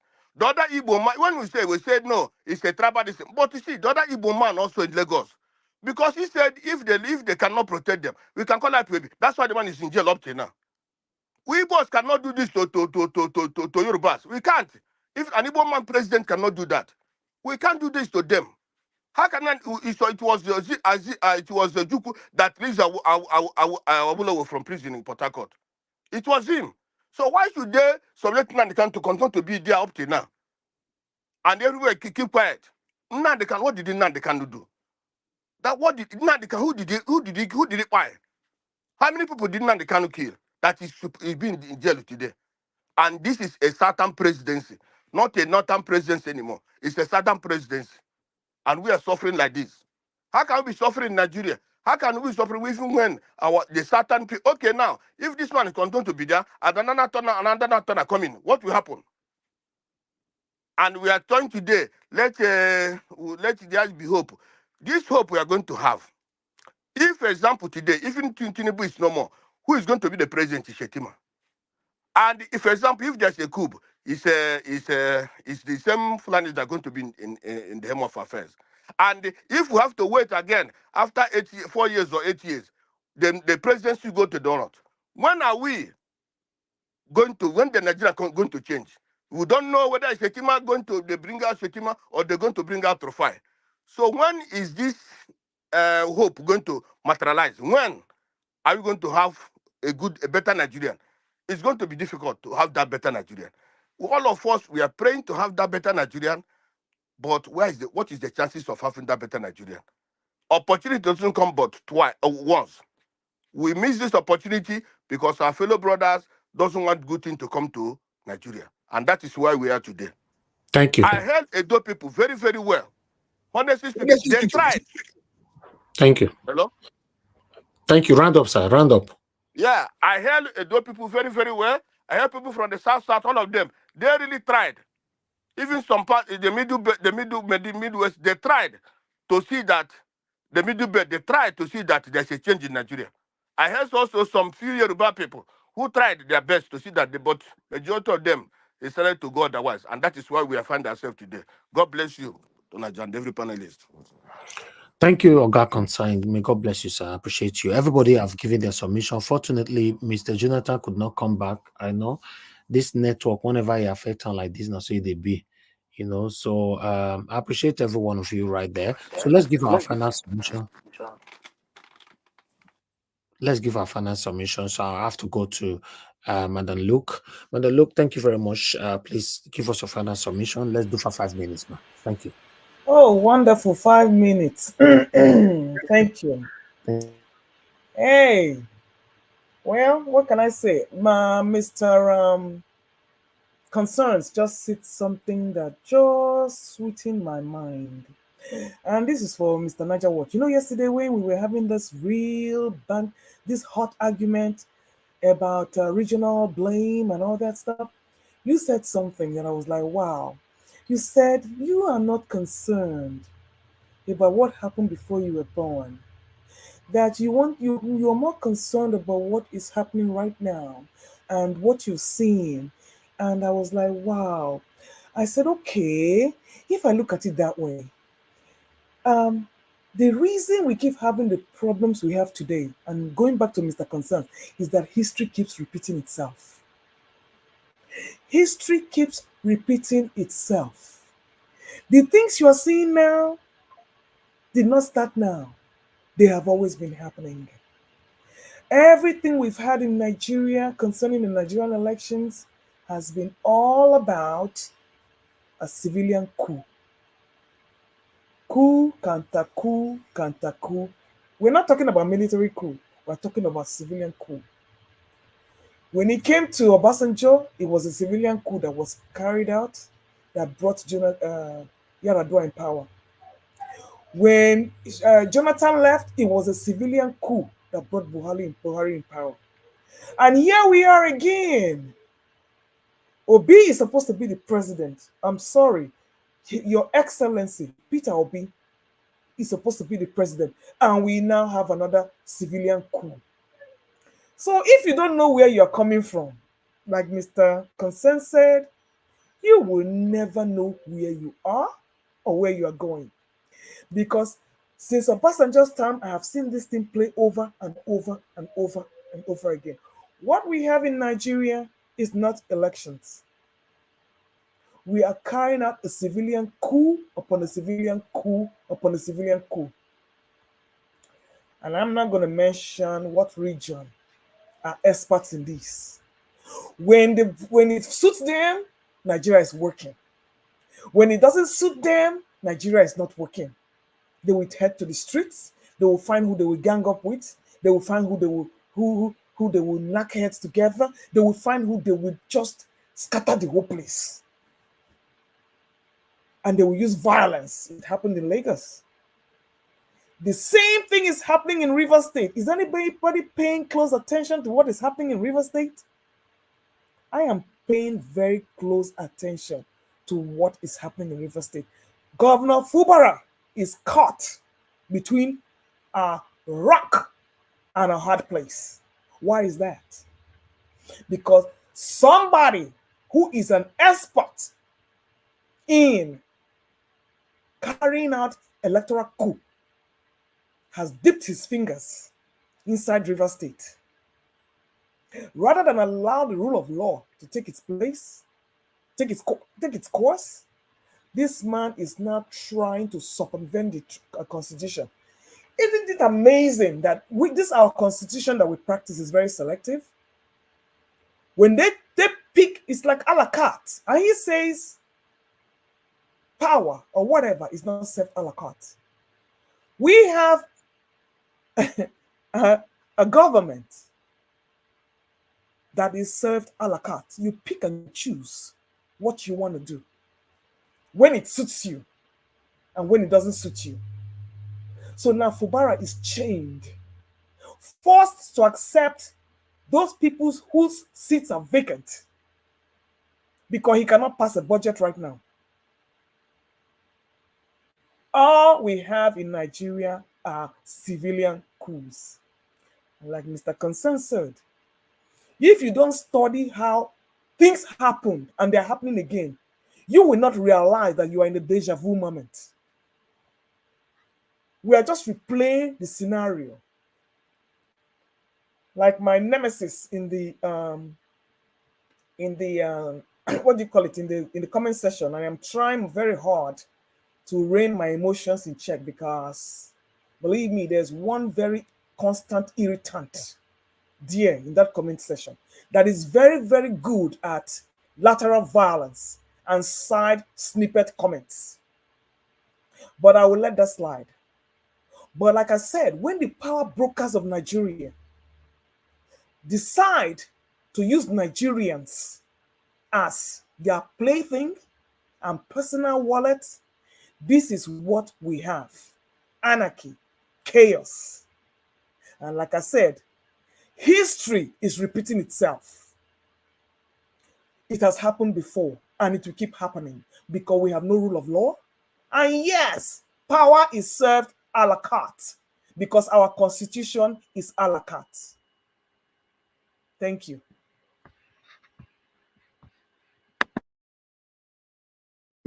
All right, Madam Luke, thank you very much, Madam, for joining us. And thank you very much for your consistency.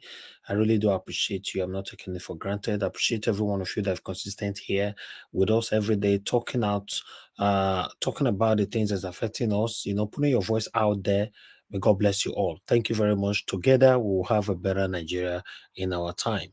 Let me move on to Madam Nena. Madam Nena, please give us your final submission. 5 minutes. Thank you, ma'am.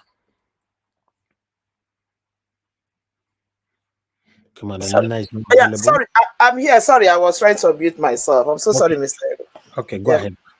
Yeah, thank you so much. Okay. What else can we say? It's still. I was just watching something on Arise now. I don't know if that is part of the thing that was played today. Even though I've not really finished it. Where it says that I think the wife of the supposed president of Nigeria. Yeah, you can talk about it. That's fine. Yeah, that the wife of the supposed president of Nigeria, Nigerian supposed first lady, is building a clinic in Cote d'Ivoire. I don't know if anybody put that. Or is that Cote d'Ivoire, Sierra Leone, somewhere like that? Yeah, so we already talked about it earlier on. Yes, but go ahead. Okay. Sorry, I didn't see that. That's why unfortunately I didn't see. So I saw the thing and all I could do is like say to myself, you see it? This is what is called complete misplaced priority. And somebody can still come to convince me that these people have something good to offer Nigeria. That these people have something good. I mean, it's not out of place. Even me, for me, I've always said it and I believe it.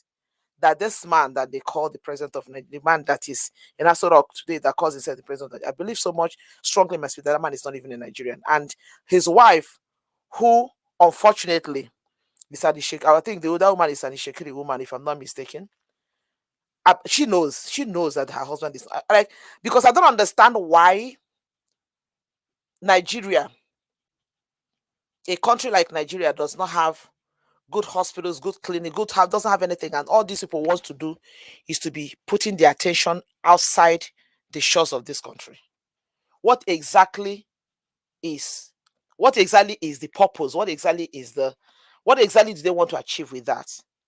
To think that the wife of the supposed president of Nigeria is building a clinic, $100,000, building a clinic, whereas in Nigeria, go to government hospitals in Nigeria. The only people that can go to Nigeria and think of getting something a little bit good, maybe if you manage to go to some of these big private hospitals, and for that you have to pay through your nose. The common man in Nigeria cannot go to hospital and take care of themselves and get something. Somebody was talking about, okay, I think it was Delefaro to me that I heard that was making saying it a few days ago, that he went to a clinic to get Tamiflu, one of the simplest over-the-counter flu medication that you can pick in every drugstore in America here. Went there and he said the Tamiflu was for the 2,000 or something like that. This is common flu medication. Then how many people in Nigeria has that kind of money to buy common flu medication? So it will get to a point where something as simple as a flu can be taking the lives of people in Nigeria. And the wife of the supposed president of Nigeria is interested. That was exactly the same thing that Buhari did. Took his time. There was a time they said he bought, I think, Okada to almost all the youths in Niger. This is the same Okada that most of them, when you see all these bandits they catch in the bush, riding Okada left, right, and center, you ask yourself. When I saw them, anytime I see them, I say, these are the handworks of Buhari. When he went to Niger and bought Okada and gave to almost all the youths on the street. Now they're using the whole thing to come drive into Nigeria to perpetrate their evil. These people misplace their priority. They waste time. These people has nothing good to offer this country. The country is deteriorating every day, going from bad to worse to worse to worse style. No, there's no word like that, but I don't even know what another word to use. The country is messed up. The video I was talking about a few minutes ago about this man in France. If you see the way he was so relaxed in wherever he was sitting in France, a country of a president of a country, supposed president of a country that is boiling, that is at the brink of tearing apart the way Nigeria is now. Since I came to America, I've never heard for one day that the president of America went on a private visit to any country. When Trump was in power, sometimes they say that he went on a private vacation to his resort in Florida. That is the much I can hear. Sometimes he can take a time and go to Florida in his private resort, can go there and stay. You want to tell me that there are no beautiful facilities outside the US where he can go, but they will choose to stay within the country. But a country like Nigeria, where people are going, people are destroyed, hunger, people don't even know where to get their next meal. Their president went to France and relaxed, sat down, relaxed in a place, and another man's country, sitting down there watching TV. And I asked myself, honestly speaking, this situation of Nigeria is so pathetic. It's sometimes it makes me. My husband sometimes will tell me, they try to talk about because Nigerian situation makes him get depressed. He avoids listening to Nigerian situation because it makes him depressed. And these people don't care. They just don't care. And not just them, but the people, the so-called supporters of theirs, most of them that don't even know where to get their how to navigate the situation of country will still come to X and be insulting people, still making it about Obi and Atiku, still making it about they use the word obedience and all this thing. And I ask you, call people the names you want to call them. It still does not make you buy bread cheaper. It still does not make you buy food cheaper. It still does not make you get anything cheaper. If that will make you sleep well at night, go ahead and keep calling names, but it will not change any situation. This is at the point that people need to come together to think of how to salvage this situation. And you people are busy Fighting war does not make sense. The people you're supposed to hold responsible. The other day, they played match. I saw one guy was what is that? There's one guy in X, they call it Daniel Ruga, whatever, that was saying something that Peter Obi has time to go to wherever Cote d'Ivoire, so to go and watch match instead of him to stay in Nigeria and find a way to take care of Nigeria's situation. This is the same person that saw Akpabi and the rest of them in that same stadium. He didn't say anything about them. They are making it all about Obi. And I asked myself, please, the last time I checked, can you please tell us one political position that Peter Obi is holding in Nigeria? These people, as much as their so-called leaders have misplaced priority, some of these youths, they have their own misplaced attention. Where they need to put their attention, where they need to talk, they don't. It's so unfortunate that this is where we find ourselves in Nigeria. That is so unfortunate. But what can we say? What can we do? What do we know? Like Miss Elvis will always say, what do we know? We have to keep talking. We have to keep saying what we need to say. I believe the thing is hitting gradually. It started from Niger. It's going to Kano. Gradually, probably. Maybe this is what will push people to get up and really scream for the world to hear our voices, because this whole nonsense we cannot afford to continue like this. Nigeria is a mess. Nigeria is in a deep shit at this point. This country cannot continue like this. I don't know what else to say. Thank you so much, Mr. Evans. God bless you. All right, Mananena, it's good to have you on the show today. Thank you very much for all you do. Thanks for your encouragement. God bless you, man. Thank you. Let me come to Oga Consign, please. I'd like you to give us your okay, before I come, Oga Consign, please just hold on. Hello? Go ahead, Oga Consign. Give us final submission. Go ahead. There are people who are good in writing. They are good, who are good in writing, who are good in complaining, who are good in doing other things. Even when Jonathan was, even other leaders were there, they were good. But I don't see, I wonder why they can't see the reason to write about Bagudu. Even a country wants to be better. Can you bring somebody? Bagudu was the one who was siphoning all this money for Abacha. All the money Abacha took was that man. And when he was caught up, when Abacha passed away, he said he have to be giving him some percentage before he can say where all those money are. And that's the same person who is the budget minister today. And no, all these people and so on and so forth, all these judges, all these lawyers, they can't even talk. Even if you know that thing in Nigeria, they're supposed to rise up because of that, so that the man can continue to siphon money for this what do they call that, for this man they call president. Continue to siphon money for him. Hi, it's unfortunate. Many people say they want good Nigeria, want Nigeria. Like I was talking about Abi and this. If the Igbos have supported Oju Zokano then become the Senate president. Do you want a good Nigeria? Do you want a real Nigerian? Do you want better Nigeria? No, it shows that we don't want better Nigeria. If we can rise up that time and support Oju Zokano, that is what makes a country. When you see bad leaders, you say no to bad leaders. I saw one thing now that our Aisha Yusuf, right? She made another video 4 hours ago. He said Arewa doesn't want Peter Obi's leadership, but they want his competence. No be juju be that. Now they are calling Peter Obi to help, but Peter Obi cannot rule, but he can advise and help the country to move forward. That is what Peter Obi or Igbo people can be there. They don't want Peter Obi to rule, but they want him to help the government to grow. Somebody you did like this, spending all that he spending his time, telling you that he will. But he said no, he can't. Because of parochial interest. You say he cannot be there. But you want him now to come and help the country. How can he come and help the country? Even if that man has been helping, because I've been giving advice, he has been telling the government what to do, but they don't want to do what he's telling them. They want him. That's where they want him to be. That's where they want him. Even at the end of the day, government is sort of threatening to threaten him. That's the kind of government we have. That's the kind of people we have. People who can squander money, people who can throw away money, people who can do whatever they like, because the country is.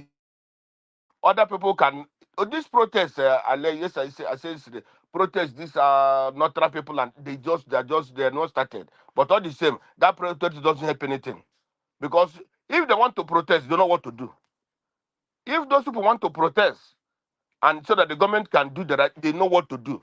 So they have not started. They're just trying to mimic people. They have not. You see. So the country is where it is because okay, today this one man went to the devil, or one man went to, I don't know where he went to, where he's coming from, or where he went to. He came here to defend. That's how they are defending. That's how how we are where we are today. Before the election, there were many. There were many. It's stubborn. Even after the election, they're still. Even if you go to all this, but the problem is that I don't like to listen to those people. When I see those people, I throw them away. Even this one from different state, what is that his name? What do that buffoon like a big like a what? The same thing. I don't look into those kind of people. He say, hey, hold me. If Tinubu students, who are you going to hold? You going to hold that one? As what? You see, he was taking his boys going to Abuja to dance, to threaten those who want to protest. He was there. Today, he can't take his boys again and protest in the Aso Rock. He can't. That's the country we have. When people who want to do the country right, when they come, you can see roof rats, you can see urchins coming from one way or the other, coming to disturb the peace of the country, coming to say, no, we are supporting this person. Why is that man today? Why can't he come and support again? Let him come out today and support him. See, so that is where we are. You see, if people don't know what is happening and how we are coming to this extent, we continue to go through that route, and then we cannot find our bearing. We can't, because it has been happening. It has been happening. It has been happening. The people have to learn. The people have to know one thing. The people have to know those. It's always good for you to know your enemy. It's always good for you to know those who don't want good for the country. It's always good for you to know those who hijack everything. And it's also very bad for a nation or a tribe or a nationality or a state or this. It's always good for bad for them to always support evil, to always encourage evil, to always fight others because of what they will get, not what the whole country will get. Thank you, Thank sir. you. When we hear the debate, please always respect it. Oga I concern. respect Notice that. Thank you you. don't. You still keep talking. It's not nice, sir. Please, Okay. when I play the debate, just round up. You can't put it I've on already the. done. I've already stopped. No problem. Okay. Thank you, sir. Oh. God bless you. Okay. Thank God you, bless Madam you. Origin, for calling in. Please talk to us. 2 minutes, please. Hello, my own people, my family, Niger Watch family, Obedient Nation, all the intellectuals. I greet all of you. When I greet all of you, you hear my voice. I'm like from the bottom of my heart. I greet everyone. I thank you all. I appreciate you all. You see, we are here referencing that woman went to wherever he went to, and some of them that are working for their envelopes, the brown or green, and desperate because if they do not, they may lose their job or be homeless or all those things. They come with passion. They come with all their baggages, and some of them are just outright ignorant. Some of them are doing it for the sake of doing it because they want to. I don't know what goes into a mind of a criminal. I'm not one. But you find out that some people that are criminals, they just do the things they do, maybe just for the gain. And one of the reasons why I know why I'm saying that, one of the reasons that made it look like people that fight for just cause, people that fight for humanity, people that like all these wonderful panelists. None of you are being paid. But there is this devotion that you are putting in to see how other people that have no voice can be helped. And when people like one man went to Mo, when he comes here, he talks with arrogance and insults. Maybe because they're giving him, let's say, for example, they're giving him, or maybe wherever he is living, they're paying for his mortgage, they're paying for everything, and he is proud, he has a good job. Some of them are paid to destroy lives. Now, you come back to people like Dr. CM, you, Mr. Niger Watch, what you are doing, it is priceless. I please beg all of you, continue to do what you're doing. Why our country is the way it is because criminals have taken over. Look at, Madam Luke, thank you so much for raising that issue about River State. Looking at River State, look at what is going on. Look at this level of wickedness that is going on. Because this man taught. Hello? Go ahead. Sorry about that. Because one man think that he can overpower the whole of River State. This is stealing from River State people, using their resources, their money, their wealth to suppress them. And the Rivers people, as many as they are, may not even overcome him because they are divided. Divided, I mean, it's like they are confused. They pay a few and all of that. Please, I'm saying this to say, you see, as we all come here, believe in your heart that this thing we are doing one day is going to help change the trajectory. Make people like Wike pay for their wickedness.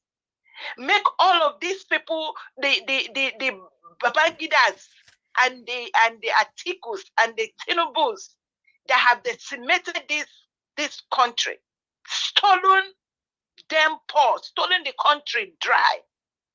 Look at Remi Tinubu taking 100 and something thousand to go and build, because it is a stolen money. The wicked does not have peace. They can't even invest that money in Nigeria because the land of Nigeria is costing them. The land of Nigeria is against them. But the people of Nigeria don't know how to fight them. We are going to figure it out. These people must pay. I trust they must pay. Thank you all for what you're doing. Please don't give up on this cause, on this thing you're doing. Don't think you're not pushing a pin. They are hearing us. Thank you. They will hear us. Thank you. Thank you very much, Madam Origin. God bless you, ma. Thank you. All right, Mr. Pansa, I saw the link, but I don't think we have any need for it. You know, we are not going to focus on him. He's irrelevant. You know, anyway, thank you very much for sharing. I appreciate every one of you right there. Oga CM, please give us your final submission. Let's round up, sir. Thank you, Niger Watch. I think this is what I should have even said because all the people, those that have spoken before me, have sort of capped every piece of news that is available. One thing I wanted to say yesterday, but I didn't have time, so I will say it today. Remember yesterday the way you started, when you said, I mean, if you go and watch your broadcast, listen to your broadcast yesterday. So I said I will say it, but think I forgot. But I will say it now. It's about you anyway. I wanted to say, Niger Watch, don't worry.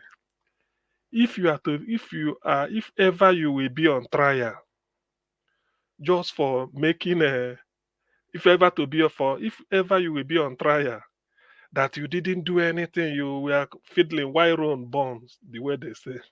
I said, don't worry.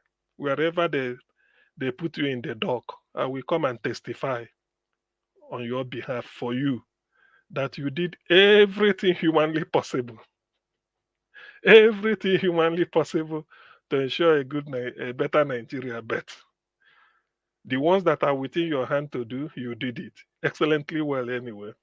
But you have to know that to make Nigeria good is the job of more than at least 100 million people. Let me put it that way. And you're only a person. So you've done your bit. It's left for the collective to do their own. So in that case, if they put you on trial, you won't be convicted for not doing anything. That's what I wanted to say yesterday. Then, as per what we are now seeing today, then yes, I think yesterday there was a protest in Niger State. Niger State was yesterday. Today is Kano. Okay, let's keep sleeping. By Friday, we should know two other states or maybe wherever it will take place. The thing about this thing is that, jokes apart, Tinubu has no plan. He hasn't got anything to. There's no plan at all. No plan. If there is, we have not seen it. There is no plan. Nothing. They have no clue what to do. Even all those lieutenants he surrounded himself with, they don't know what to do. Where is the economic team? Where is the defense commission? These two major things. First of all, the economy. Where is it? Don't they have top economists all over the world that are Nigerians that he could recruit? Even if to sit them down do. Jonathan brought Okonjo-Iweala to help. Tinubu, who? So he hasn't even gotten a friend except Oluomo and the likes of Bajabiamila. Well, it's a shame because as a president, according to Bill Clinton, nobody refuses the phone call of a president. If he claims he is, let him show it. Sometimes after doing all this brickbat, people will ask, now let's settle down to issues. Where is the plan? I'm asking this question because of, not because I can see Gary drink, but there are millions that are confused. Do you know the way they beg in Nigeria now? Says when somebody sees you, he may think he'll be looking at you as if you may be wondering, this person looking at me, are we former schoolmates or what is happening? Why is he looking at me like this? Is there any, maybe he knows me? Not knowing the guy is sizing you up. He will just muster courage to accost you, say, please, can you find me something there? Even if it's 500 naira, I don't care. 200, anything. That is when your mind will now come down. You will be shocked. You go into a restaurant to eat. Not everybody is coming to eat, but the moment he sees you, they've served it. Say, brother, now find me something now. You know, there's a way you will look at you and say, okay, sit down, madam, give and waiting, you go chop. That is how people eat now. This is my junior brother telling me this. So we know things are terribly tough. But where it pains me most is for people. No, I mean, they say the politics has gone. If those that are coming, because most people defending Tinubu are not defending him because they are debating him based on tribalism or tribe. It shouldn't be. Everybody is suffering. I saw a short video clip, whether it's in Lagos. People are now calling Ole, O-L-E. People are now saying it openly. So, and people do saying this, and these are some of the people that must have voted for him. Two Yoruba traditional rulers were deleted. One of the video making the rounds was that some of them, he told them to vote APC and must vote for, and now look at where we are. So at a time, you have to say, look, let's face reality. You cannot be hungry, or you swallow Putin because you are hungry, or when you see Malu, instead of calling a cow, you say, this cow now my brother, because you want to eat meat. Even then, the meat is not there. So why people listen to us? There is no need. Those that feel that they know Tinubu, rather than going from one platform to the other to start to campaign when the election must have been won and lost, according to them, aggregate those plans, give it to him, say implement it. Even if it's only for the people of Iraqi, the area or Osun State where he claimed he got, let us see. They're not these attacking people who, if I criticize this. So what do you want the people to do? You ask people to vote for you. You bought your way through INEC. In the end, now show us what you can do. Yet nothing is coming. So must everybody keep quiet? I told you what I learned today, that you can rig yourself into power as far as Nigeria is concerned, but you cannot rig yourself out of poverty. It has a very deep meaning with huge consideration. So that is where Nigeria is now. What do we do?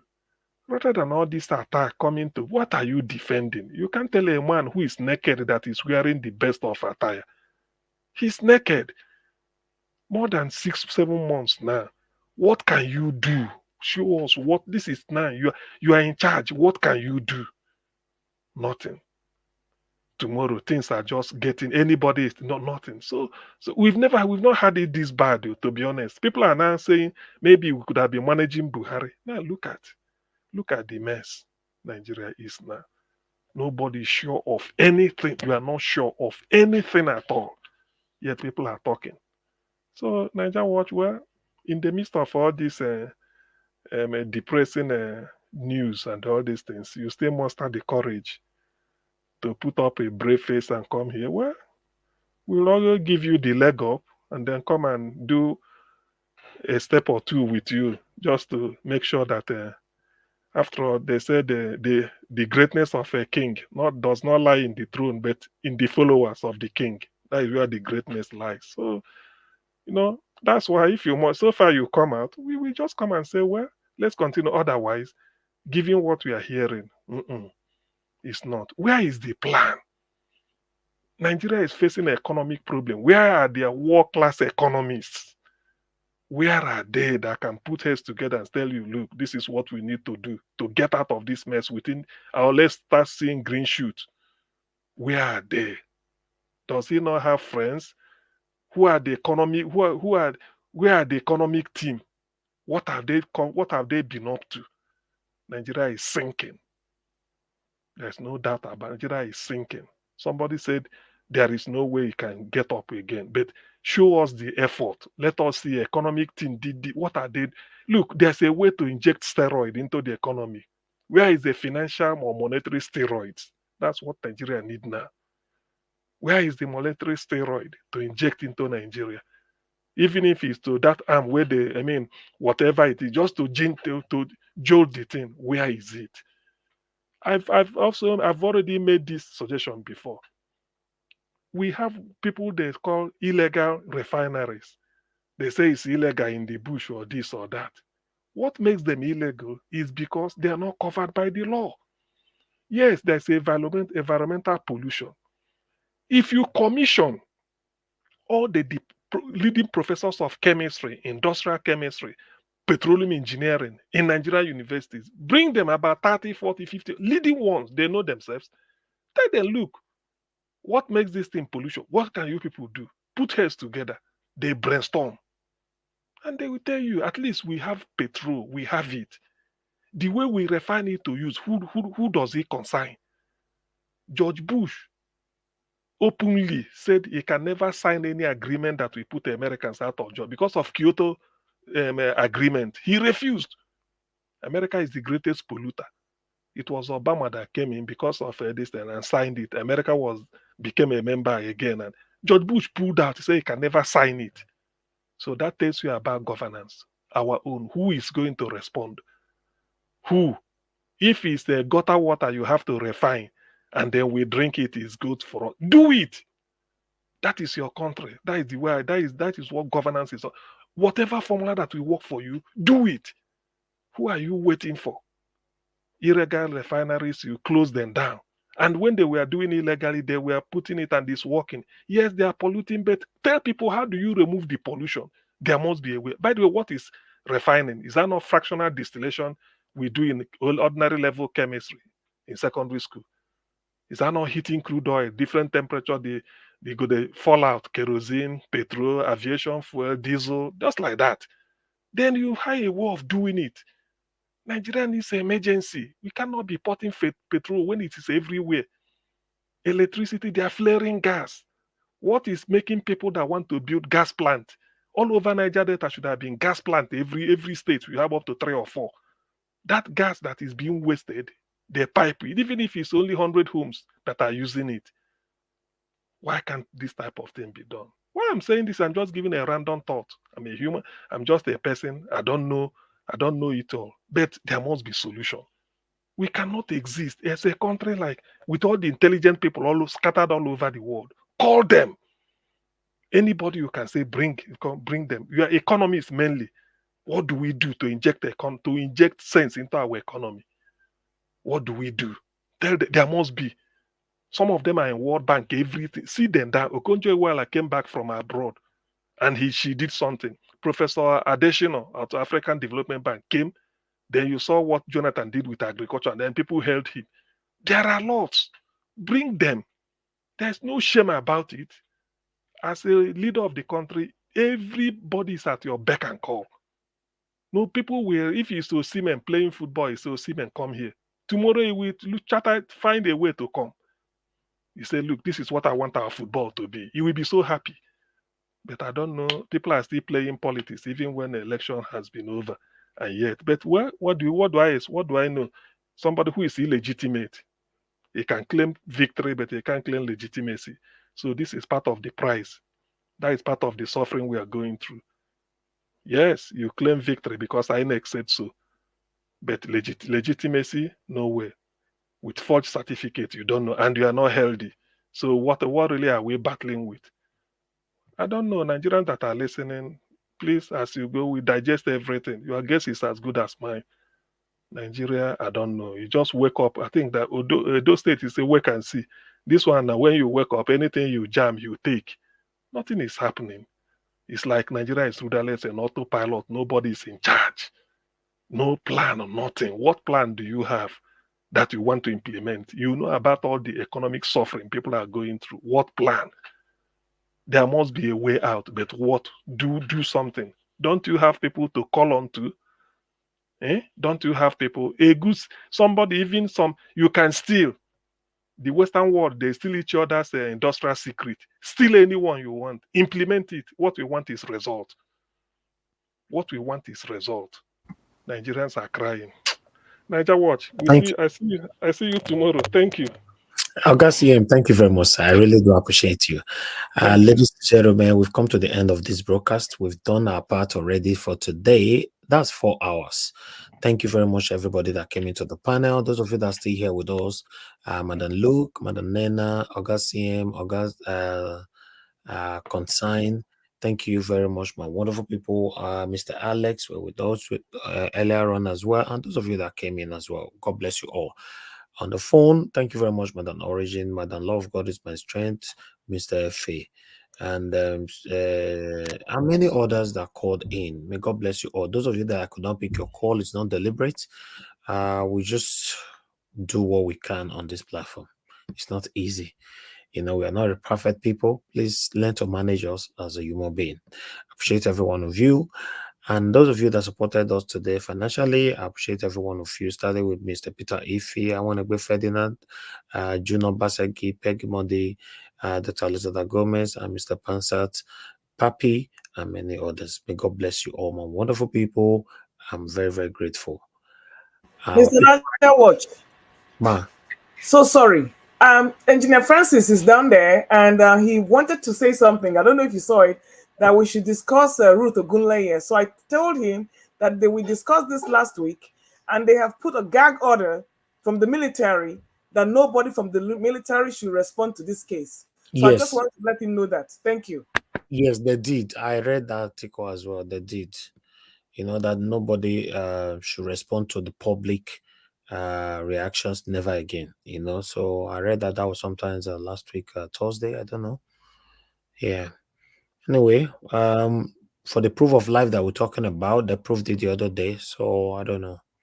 Thank you very much anyway, everybody. Mother for all, Mommy Diaspora, Mommy, thank you very much for all you do. We appreciate you always for all you do, your consistency with us here every day. Thank you, God, Chris. You just coming in now. We missed your submission today, but tomorrow is another day. Thank you very much. I appreciate you all. Tony Africa, Ray Abua, Donaldson, Yare, thank you, my wonderful people. I appreciate you all. Jeko Obedient, Regina Francis, thank you all. I appreciate you all. Oga Pansat, and many others. I want to let everybody understand that tomorrow we're not going to be coming by 6 p.m. because remember, Nigeria is playing football. So a win for Nigeria is a win for every one of us, even though we know at this particular time or in the history of our country, the only thing that united us together is football.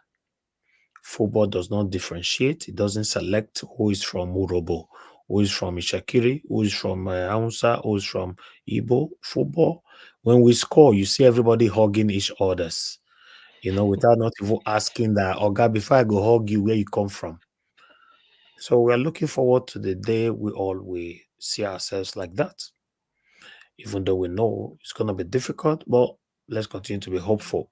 So because of that, tomorrow, 6 p.m. is not going to work. But 7 p.m., we're going to be out. It's just 1 hour delay because the football starts at 5 p.m. So it finishes at about 6:45, I guess. I'll be August CM. Let me 6:45. That's 90 minutes now. Yes. But no, you go put a VAR. No, all those go check VAR, go check this. It not go be Exactly. Yeah. automatic. You go add like 30 minutes extra, because of VAR.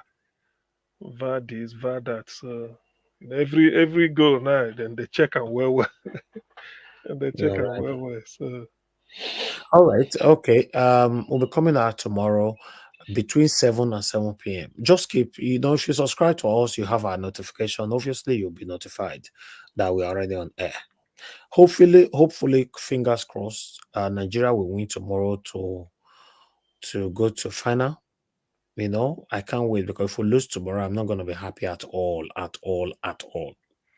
Because you can't walk. No, we can't. I don't think we will lose to South Africa. I feel Angola was a stronger team. So South Africa, they just have to trade with caution, but we will win. Nigeria will win. I want that to happen, sir. Because I don't want us to lose that match. That will be very, very painful. Anyway, thank you very much, my people. Now we'll go draw the curtain. Help us to press on the like button, and I'll see you guys again tomorrow. Fingers crossed by 7 or 7:30 p.m. Good night and bye for now. I know they do competition with anybody. If I offend you, forgive me. Show me love. Go there, biza. Kama bara walo ninu ife kan akanbi. I know they do competition with anybody. If I offend you, forgive me. Show me love. I go show you love. Kama bara walo ninu ife kan. But I know they do competition with anybody.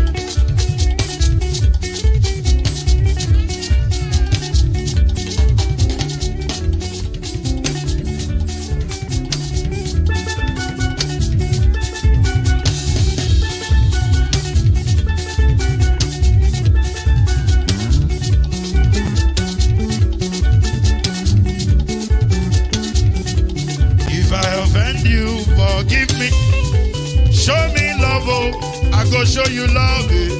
Kama bara walo ninu ife kan. I don't get no competition with anybody. If I offend you, forgive me. Show me love, I go show you love. Kama bara walo ninu ife kan.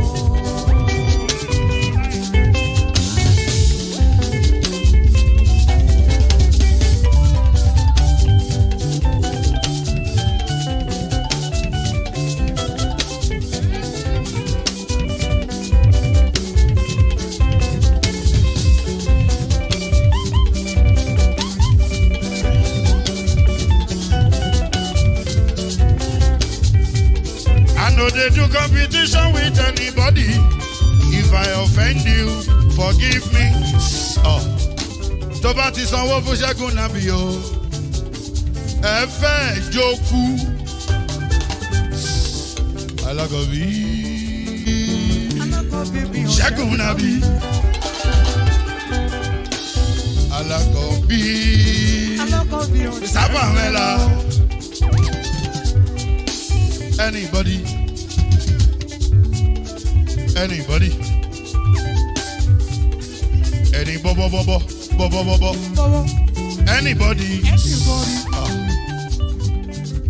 Mo ló ń fọlú, ó gbà mí bó ṣe rí mi láti finishi. Délé mo ló ń fọlú, ẹ jẹ́ ń sọ̀rọ̀. Délé o.